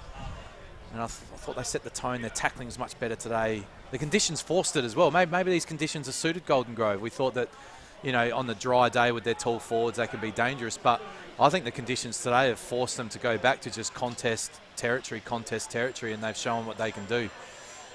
Shenton tried to come running through. Pittman, his kick was chopped off as the ball just gets soccered away. Rostrevor anywhere but the goals will do for them. Ball should be picked up by Thatcher. He did pick it up, but then he slipped and Dawson tackled him. As he comes running through then with Collins. Collins sends it up and a great grab by Wharton. It's fantastic, Mark, going back with the flight. On a cold day with 45 points down, great commitment. Yeah, absolutely. One thing you won't say about Wharton is his commitment to his footy club. He absolutely loves this place, and he's playing like it as well. Back in Division 1, of course, this year. Rostrevor, they spent a while kind of wandering around the wilderness and then were able to get back out. Of course, as you said, won 2 A-grade flags the last time they were up here, had quite an extended stint before going back down and spending a couple of years down in Division 2. As that one is going to be marked there, and that's a fantastic grab as well going back there. Lim looks and says, "Let's go that way, boys." Switches on. Gave a couple of head movements. That probably let Verity know. And that kick, oh, well, when it is not your day, it is not your day. And that one did not work out at all. Banwell, Pascoe, ball thrown back in. Ball thrown back in is the option that wins out. Potentially, that one could have been a last touch free kick. Yeah, I'm not sure. I think they only got a finger on it as it went through. In the boundary umpire's defence, he got stuck a long way from that play. No remonstration from the Golden Grove players. Ball comes back down. Glenn, as that one trickles over and out. I was watching Cavallaro. We were seeing it obviously out for a little bit. We were seeing it. He was just having a discussion with some of the higher ups there at the 3/4 time break. Wasn't allowed to go out with the rest of his playing group, so he just kind of sat down. And I think when you're sent off, you're actually not allowed to enter the field of play even at 3/4 time. So, yeah, old traditional sin bin. He'll be keen to get back out there. He's a feisty player. Of course, the ball now at the foot of mouth, and that one is at the foot of goal, I should say. So that one's going to be behind. Sting's well and truly gone out of this game. Just to keep everyone watching updated with what's going on at the other venues as well. There's a tight game happening at Park 9 between Prince Alfred and Payneham. St. Peter's well in front of Sacred Heart. So that's a big turn up at St. Peter's. They've lost 2 games of football this year, both on the siren, to Port District's round 1 and to Salisbury North last time out. Apart from that, they've won every match they played, so they're on the march, aren't they? Salisbury North and Port District's playing out a very, very close game. And Glenunga getting the Chocolates 51 points in front at Broadview. So Glenunga winning again keeps competition interesting. Can they make a run, Lockie, in the second half of this season as well as we go back to the action here? Just on that, I'm going to ask you a question here. St. Peter's now, with that win, shock potentially starting to go a little bit into their shell, losing 2 games of footy in a row. I'm going to pop the question and then I'm going to commentate. Are they contenders there, St. Peter's, and are shock potentially going to shoot themselves in the foot? Yeah, I think Sacred Heart still have earned the right to be on the top of the ladder. That's their second loss now. But for mine, the teams are all pretty even. In that top 4 especially, Rostrevor still have to prove. They've done really well to get the 5-2, in my opinion, Rostrevor, with a really young team in Division 1. I think they've played really well this season. They've been coached really well. But they have a young group. When you look at today, the experienced Golden Grove have got a lot more experienced players on the park.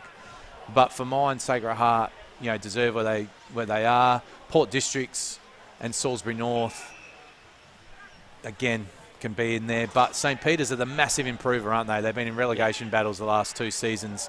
Like I said, they've only lost 2 games by a combined margin of a couple of points on the siren. So theoretically, they could have almost been 8-0. And if they were 8-0, what would we be saying about them? So they'll be hungry, but they'll get tested again through the winter period as well. But credit to St. Peter's for hanging in there, and not just saying we're going to hang in there, getting better. They've recruited some nice players. All their school leavers coming back. They've got depth. Their B grade is much improved. And that's a huge win for them against Sacred Heart. Sacred Heart, after a loss and a bye, would have been chomping at the bit to get back on the winners list and keep their position at the top of the ladder. St. Peter's again, well done. Well, Mike O'Leary kind of said this has been, sort of a plan. They just knew they had to survive the last couple of years, and then it was all of a sudden, this was the summer that we're going to go and get those guys back in. He got a little bit of assistance in his coaching ranks as well, and then all of a sudden, they have sort of exploded there, St. Peter's. They built the list. I coached against St. Peter's for a few years when I was at Goodwood, and they had a lot of experienced players coming through. All those guys are gone now, and they've just got a lot of young school leavers. We can see an over-the-shoulder free kick, and I think, is it Wakeland's going to have a shot for goal? Been a tough day for Wakeland, but you know what? I think he's tried hard. He's put his body on the line. He's flowing through the packs. He's a young key position player. When you're a young key position player and it's wet and you're getting beaten by 7 goals, never fun. But I think he's been trying hard all day, deserves a late goal in this match. Yeah, that he does. What can Wakeland do? He has certainly had his moments today. He nearly took the mark of the year in the first quarter, didn't he?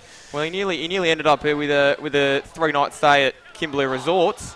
Wasn't quite to be there in Broome as the footy goes across the face, and that one is over the line. That's a great prize for whoever does manage to clunk one, although Wakeland, I reckon, has taken a screamer before. I think he took one in round 1. That might have been him. Yeah, he's taken some good marks this year. He's a courageous player. He crashes through the packs. He's a high flyer. Look out for him in the competition over the next few years. He'll be giving us plenty of highlights, I reckon. Absolutely, it will be. Footy works its way through. Banwell able to get running. And off half back. Oh no, through hands. That's the first mistake we've seen Pascoe make in about 3 weeks. Footy goes up the line, and it's a great mark taken there by Butterworth. Yeah, he's made that look like a dry weather game. That one just slipped through the fingers of the full forward. Knowing him as well, he'll be furious with himself. The footy goes down. Shoot, picks it up. As the rain comes in again. Here we go. So the rain certainly won't be doing much to damper Golden Grove's spirit, but Rostrevor, well, it just keeps getting worse for them. The footy goes back inside, and that's an excellent mark. Glenn can do some special things. He played on. Lanzoni caught him. That's got to be holding the ball. It was a hot call, that one. Glenn took a step. Well done for him on being restrained. I'm sure the scoreboard's helping him, but a little bit stiff there for mine. He took a great intercept mark, took a step. Umpire said, sorry, mate, you're off. Sometimes the umpires can give you a ball up after that because they know you're a bit unlucky, but as the rain is tumbling down, Lanzoni looking for his second goal of the game. So he set sail, and I think he's kicked it. There we go. So he does get that goal in the 4th quarter to get the party started for Rostrevor, but it's going to be a fairly dour affair as the rain really does start to wet the turf here at Campbelltown Memorial Oval. It's a good goal, though. It's a good tackle as well. You can kind of understand where the free kick was drawn from. Obviously. Yeah, he's unlucky there, Glenn. Glenn normally is strong enough to shrug those tackles as well, but Lanzoni is a strong-bodied player. Didn't let him go. A bit unlucky, Glenn, but a nice set shot in the tricky conditions. Little consolation prize for Rostrevor as we work through the junk time here in the last quarter. Ball goes up again. Footy falls back down. Lanzoni might get a goal and a clearance for his troubles. Just soccers it forward. Pilkington tried to stop that. Dawson then got the handball across to Mead, and Mead was immediately wrapped up. So footy's going to end up in the hands of Glenn, and Glenn, the rain gives us one last shower. There's a great time to go through the sponsors. Filming Footy Sports Interactive, Classic Clashes, custom by ORTC. High Five e-bicycles. Don't forget about the Player of the Year. The player that's really on song to have a little bit of luck there is Jake Pittman. I wonder if he'll feature in the votes later. Adam Jeffrey's the man that makes those decisions. It's up the line as Cavallaro, and he himself has had a couple of votes as well. Back on the ground now. Up and under as the footy falls to the back, and that one is cleared off a step. Bounces over and out, and Pittman will probably end up with the ball here. So another touch for him. Turns and asks a lot of Pascoe. Falls down. Still there, Pascoe. He slips over himself. Stepik was there to stop him. And Slater, he stops young Murata. What I like about Pittman's game, Lockie, is he did it early. Like, he set the tone for his team. He got clearances, he tackled, he was in and under. He's genuinely one of those players that sets the tone, loves these conditions. He's been a great player. Been a great player for Golden Grove nearly every week. He's a consistent player. And with Glenn there, he doesn't cut the tag, does he? He's able to sort of do his thing. And he's done it again today. And he is. What he gets towards, well, no one really able to just rip that one out. It's with Best, and Best is tackled. The rain starts to fall into the commentary box as well. No one's safe out there. No, she's a chilly day. She's a chilly one here. Big crowd inside. We're in at half-time, Lockie. There is a lot of people here, and thank God for the facilities here. One of the great facilities here at Campbelltown, isn't it? No, one of the first to get theirs built. I think in 2018 this place was built, and it's a great place to come and watch football, and the facilities inside are fantastic, so well done.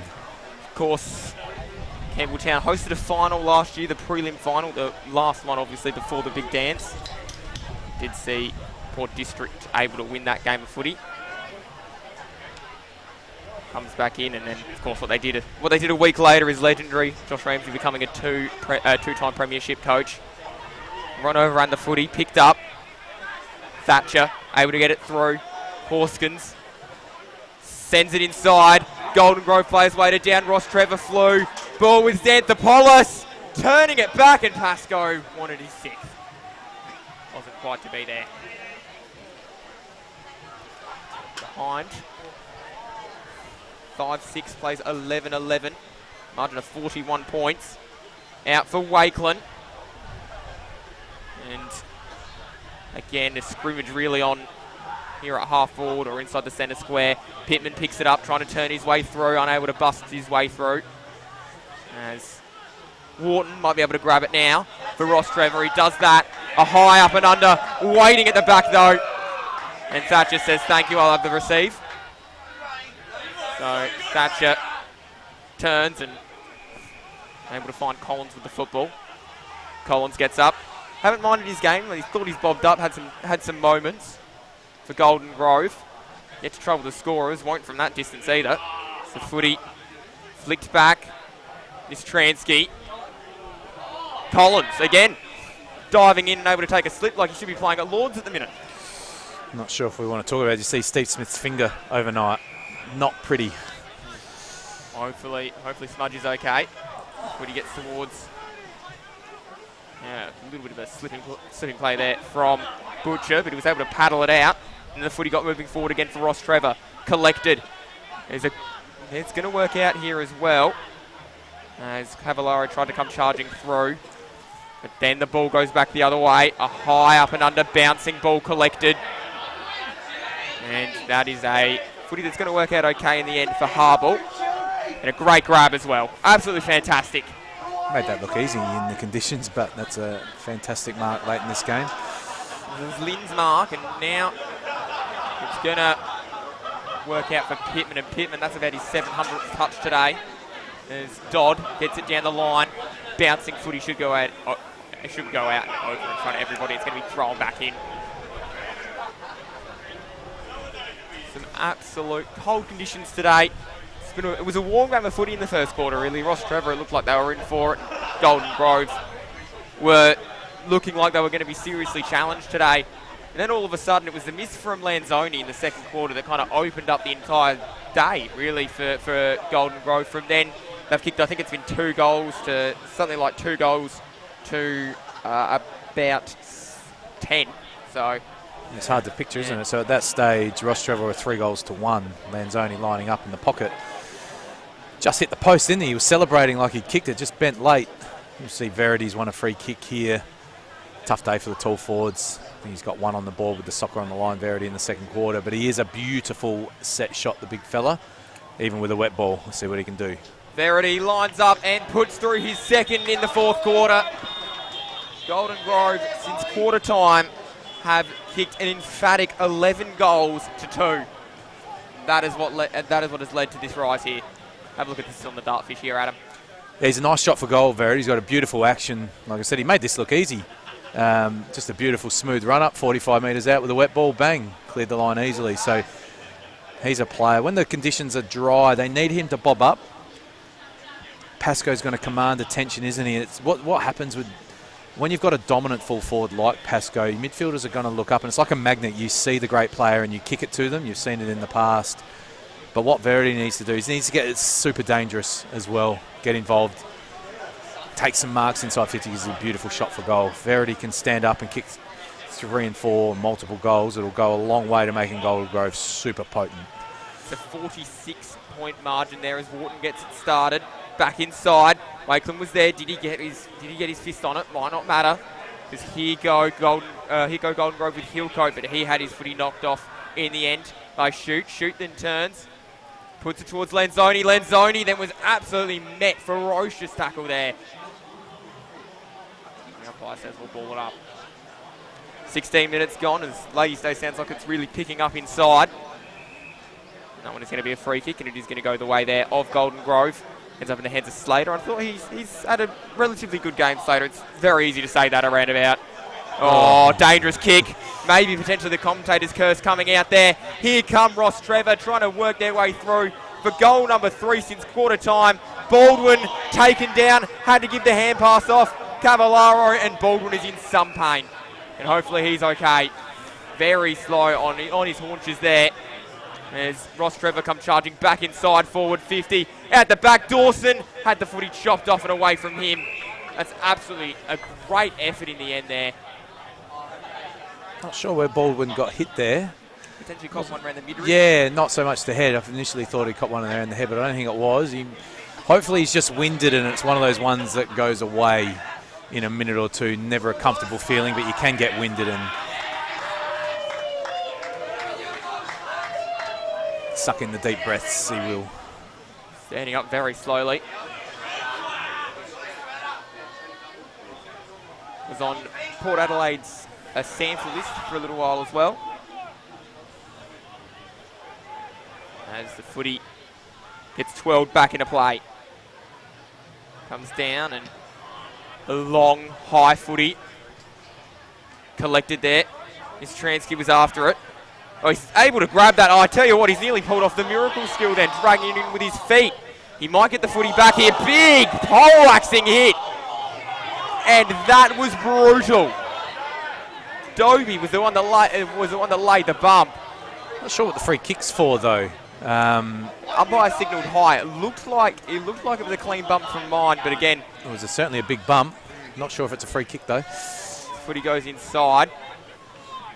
All brought down. Rostrevor ending it with a flurry here of inside forward 50s as the ball goes now, and it's a great intercept mark. And Lynn's done that twice now, and he's had a really, really good game for mine. One of the shining lights for Rostrevor. He has to take that mark too, because the ball hits the ground. Banwell is on him with an open paddock in front of him, so great intercept mark. Great commitment late in the game as well. Banwell doesn't miss those opportunities either. Stransky sends it up through the hands there of Boxer. He's able to get up a little bit high. Thatcher tried to work his way through. There's a player there that is down in the centre of the ground, and that might be, it's hard to tell, that might be Banwell. He uses a bit of a step ladder. There's been a lot of body contact in this game, hasn't there? There's both players from both teams have really cracked in. Might be an unfortunate late concussion here. Accidental in the marking contest, not something that deliberately has happened, but let's hope that he's okay. My apologies, that is pain there getting up. It's always in the Wars pain, isn't he? Given his last name, he's always in a bit of pain. We've seen him, I think, damage a collarbone at one stage as well. So hopefully he's okay. He's hobbling. Gets to the bench. Game resumes. Tries to get it through here. Well done. Murata trying to conjure up some magic as he gets it inside and not able to quite work that one out. It's Schwert able to score him the handball away. Now through was Glenn, and Schwert went back to get it, and it's a good tackle. The high footy, the circulating footy, the big fly. Oh, Collins had it pitched away from Pilkington. I don't think Pilkington knew. And that might be robbery of the highest order from Dylan Pilkington. The umpire throws it back. The umpire directs the ball to be given back towards Dobie. Might have been given out. And there's a little 15-metre bullet inside. And it finds Cavallaro, who looks to give it off towards Dodd. Bit of a kick here. He's going to have to get from about 50 or 51 metres. Does he have it in him here, Adam? Yeah, we've seen him kick him before. He kicked one from a similar spot on the other side of the ground in the second quarter. Important one at the time. Junk time goal here for Cavallaro. But yeah, he's capable from this range. So lines it up. Kick is on its way. It's shaping away though. And just stuck to the near side there for Michael Cavallaro. And that one means that we move the scoreboard across to 12-11, 83. Plays 5-6-36. Ball then falls down. And that one is, well, not quite picked up, but in the end the hand pass was did get out in the end. Wharton able to dance his way through. Dodd was fended off. Kick.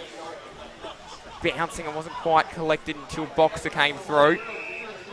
Umpire blew the whistle, and Boxer might have won himself a free kick for that as well, as Adam Jeffries has made his selections over the awards. Is he going to tell us? Because we're not going to have post-match interviews. It's too wet out there, isn't it, Adam? Yeah, good decision by the production crew. It's not currently raining right now, but it has been for the majority of the day. And the viewers at home can appreciate setting up cameras in the pouring rain. Never fun. It also damages the cameras as well, more to the point. So. And to the players who have been slugging it away, we will catch up with them in the rooms after the game and give the sponsors their recognition. Stransky sends it inside forward 50. And that one is going to end up being balled up.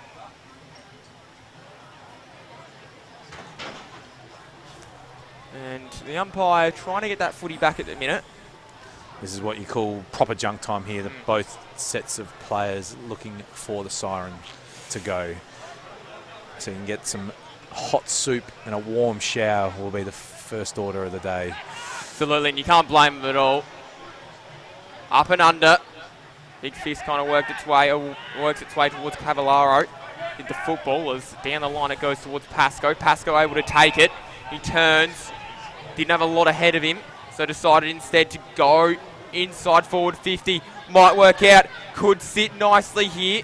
Xanthopoulos looking, tackled Lynn, and Lynn's had a really good last quarter for mine. That was well done by Lynn because he was outnumbered 3-1 and he's halved that contest. Looked like Golden Grove might get a walk-in goal, so well done by Lynn. Kicked the goal early too, didn't he? He's been in defence in the latter part of this match. Ball swelled skyward, tapped, and no one able to quite work that one out. Wharton, he was tackled. As the handball gets fired out there, Rostrevor Butterworth, he was the player extracted from his legs by Tramfer, and then Tramfer gave it across to Bradford, and Bradford sent up the line. Wakeland, big fist in there from him. Ball then gets back down towards Baldwin. Just kick up the line, collected, and that is with, it's going to be a Boxer. Boxer then gave it across. Baldwin put it inside forward 50. One-on-one, slapped away. And there's this Stransky, throws it on his boot. Bouncing footy, and a goal to Matty D. Well done to him. That was a nice snap, wasn't it? Under all sorts of pressure. good follow-up as well. It looked like he was going to be able to take the mark. It was actually a great spoil by the Golden Grove defender going back. Just got the nice bounce there, and he had his teammate there as well, but he let it bobble through. Well done. Consolation prize for Rostrevor there. Nistransky, who of course kicked the winning goal in the match earlier in the year, didn't he? Yeah, I was going to say not quite to the same effect, that goal there. Not quite as important, was it? But still a good goal nonetheless. But it does, it closes up the margin. It makes life a little bit more easier, I guess, for him. Because he can kind of go in and say, I kicked a goal, I did my job. But unfortunately, the boys were beaten today. So Footy gets forward again. Maybe time still for another Matty D special. Boxer picks it up. He's dancing. Fires the footy across. Baldwin, he's always dangerous. McCormack's the target. Doesn't work out for him. Robinson's been wearing him like a glove all day. He certainly won the quarters. 10-9, 10-9, 10-9 and 10-9 if it was going to be a boxing match. He's ended up in defence a bit today, Robinson. Normally he's their ruck, but he spent a lot of time at full back today as well. We'll see Pittman again getting a bit of a junk time possession, like I said, but he was there early in the game. Had the first 3 or 4 clearances, centre clearances for his team. So Studs the fantasy points, pretty happy with another possession there. Is Pittman, but again, as you mentioned, he did do the job a little earlier. While Golden Grove continue to pass it round at the back, filming Footy Sports Interactive Classic Clashes, custom by ORTC. High Five e-bikes, don't forget about the Player of the Year there. Dartfish, they're involved in all the I guess kind of graphics and that kind of stuff here for the stream. Archies, they got the best on ground, of course, as the footy goes inside forward 50, and Boxer's taking a great grab. Great delivery and a great grab as well from Boxer, as Jag Meatworks and Kimberley Resorts also help us out with our marks and goals respectively. And on the siren, Boxer's going to go back here. It could be a goal after the siren. It's certainly not going to win the game, but he'd certainly love to add his name to the list of goal kickers here. So Jet Boxer walks in to trim the margin a little bit. Kicks a goal.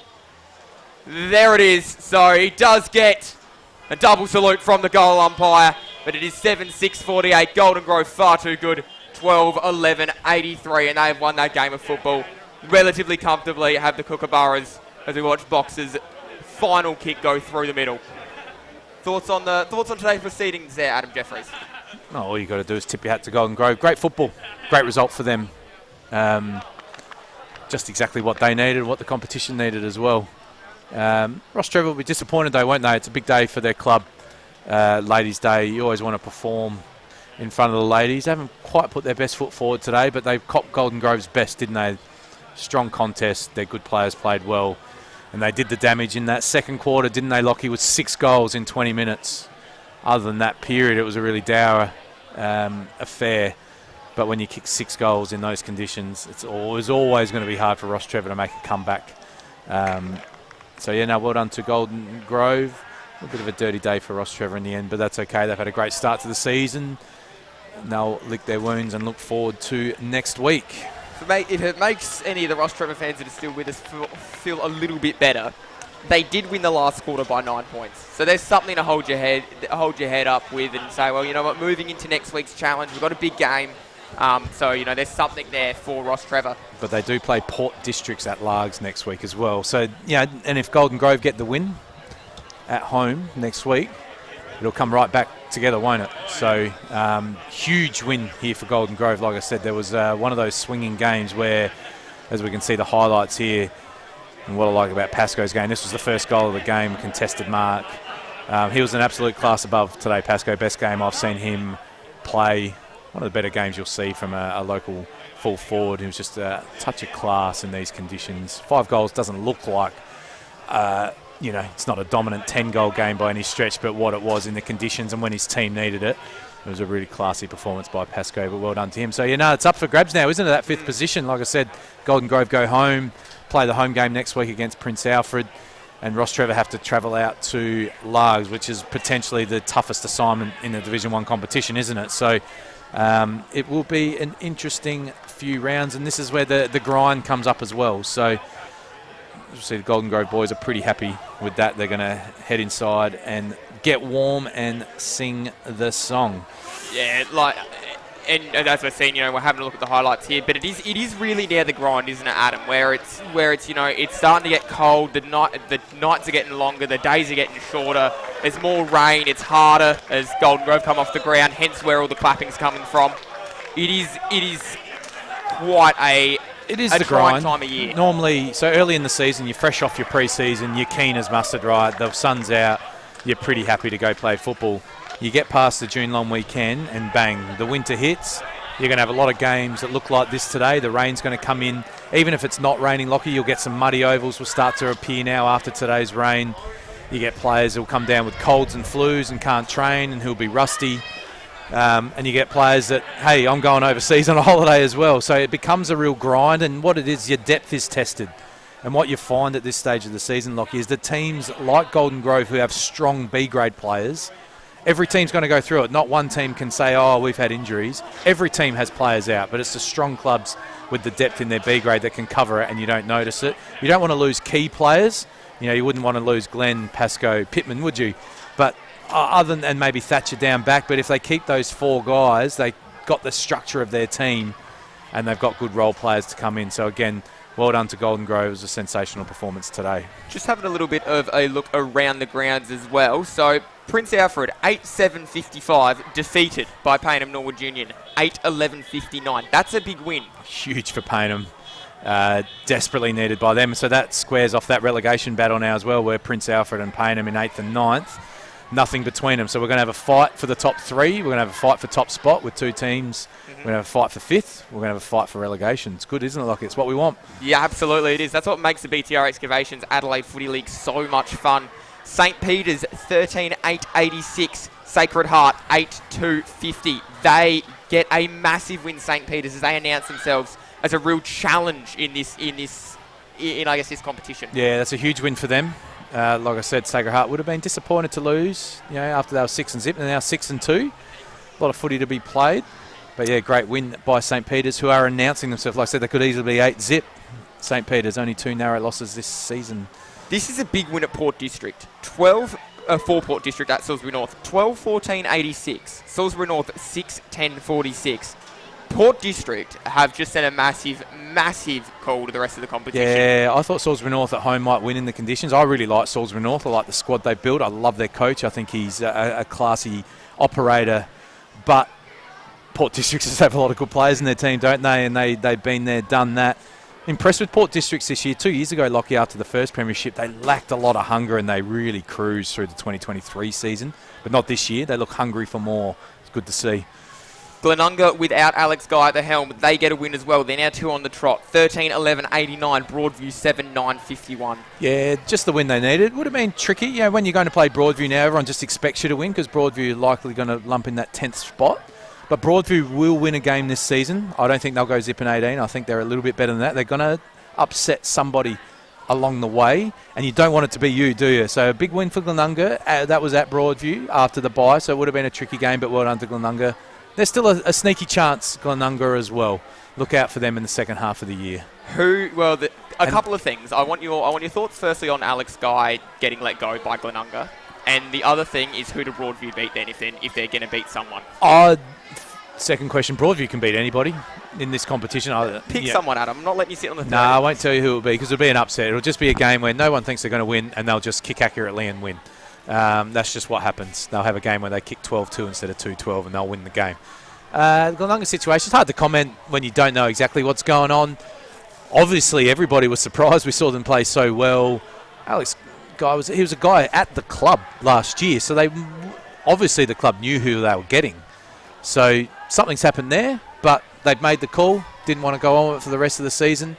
And I think Smith, one of their injured players, is going to coach the year out, which again is a bit of a surprise. But of course, in June, Lockie, there's not a lot of football coaches sitting around doing nothing, is there? No, that's your busy time. It's you're normally coaching or you're in the commentary box, aren't you? So, interesting for Glenunga, but they know what they're doing. There's a lot of smart people running their club. They would have had a reason for doing what they did, and they'll just want to win games of football now and stay out of that relegation battle and push into the top 5. Absolutely. They are one of the clubs that are really in that hunt as well. As we do have a little bit of a look at the updated ladder after round 8. The ladder now says the main, I guess, kind of point of view is Glenunga 6, Golden Grove 8, Rostrevor 10. There's your battle for 5. There is your absolute battle for 5. So we still continue to have a look through the highlights. But it's been a great game of football. It has been a day that we have absolutely loved down here. Golden Grove have loved it. Rostrevor, not so much on the field, a great atmosphere, or not so much a great display from them post-quarter time. But I do think it has been a great atmosphere out here on the balcony. The reserves guys for both squads were absolutely getting involved, and then obviously you had the ladies' day as well. Just kind of talk us through, I guess, the atmosphere here, and then I want to get on with your award winners too. Yeah, first of all, good atmosphere inside. No problems with that. There's a lot of people here at the ground today, and to be honest, with the conditions we were presented with, I thought the game was quite good. Both teams cracked in. We saw some nice highlights. It wasn't an easy day to take hangers and things like that, was it? But I thought we got a pretty good game of football. And for Golden Grove to score 83 points in those conditions, I thought was good. I thought pre-match and at quarter time, it might have been one of those 6-7 type of matches. But well done to them. But the post-game awards, we will catch up with these players afterwards. Like we said, very tricky to get the cameras on downstairs when it's pouring with rain. Now, best on ground, who do you reckon it was, Lockie? I'm going to say it was your namesake, Lachlan Pascoe. He was easily, for mine, the best player on the ground today. He was a class above. He was the difference between the two teams. If Rostrevor have a player like him in their forward half in the first quarter, they probably put more goals on the board. So well done to Lachlan Pascoe. Absolutely classy performance by him today. I gave the best team man to Jake Pittman. He's just an animal. Pittman doesn't get tagged. He gets in and under, but he does get some clean ball on the outside as well. So really impressed with him, but he set his team up early. I like Josh Glenn's game again as well. Bit unlucky maybe not to be in those top two players, but Pascoe best on ground. Jake Pittman best team man thanks to Mosley, Barr and Kitchen. And my play of the day was a little bit of an unusual one. I gave it to Connor Dodd. So Connor Dodd kicked the goal in the second quarter when his team was down 3-1. We saw the great contest by who was it? It was Shenton. Sorry, Shenton went back with the flight, caused a spill. Dodd kicked the goal, and that made it 3-2. And then in the third quarter, he got the most pure centre clearance you'd want to ever see, and he absolutely laced out the full forward, Pascoe. So it was just a touch of class on a day that wasn't easy to handle the ball.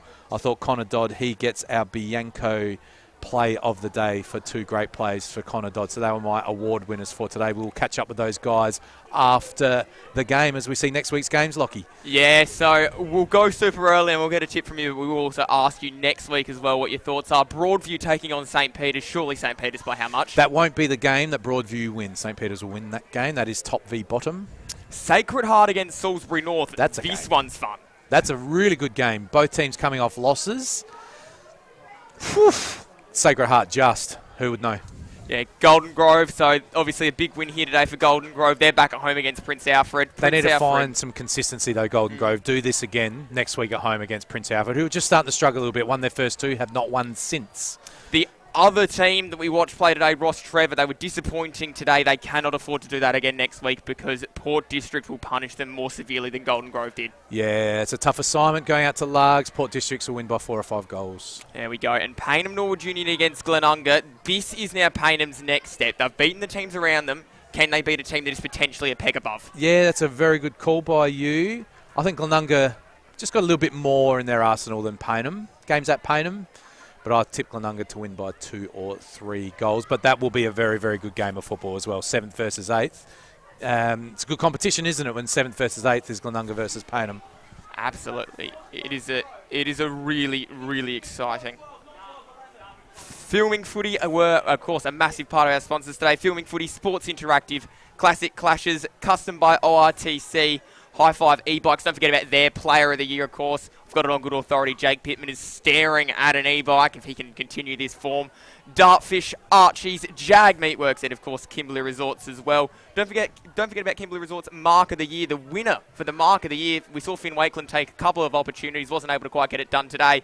They'll win a 3-night stay in the Moonlight Suites in Broome. And of course the Jag Meatworks Goal of the Year wins themselves a tray of snags. We've got the Farmers League Coach of the Week coming up. We'll select that across all the divisions, have an opportunity to win that as well. And the goal and the Mark of the Week are brought to you by Born to Build as well. You can check that out on the Footy, on the Facebook page and across the socials. And you can also check out all of the latest action on Between the Posts, which will be filmed tomorrow morning and uploaded during the week.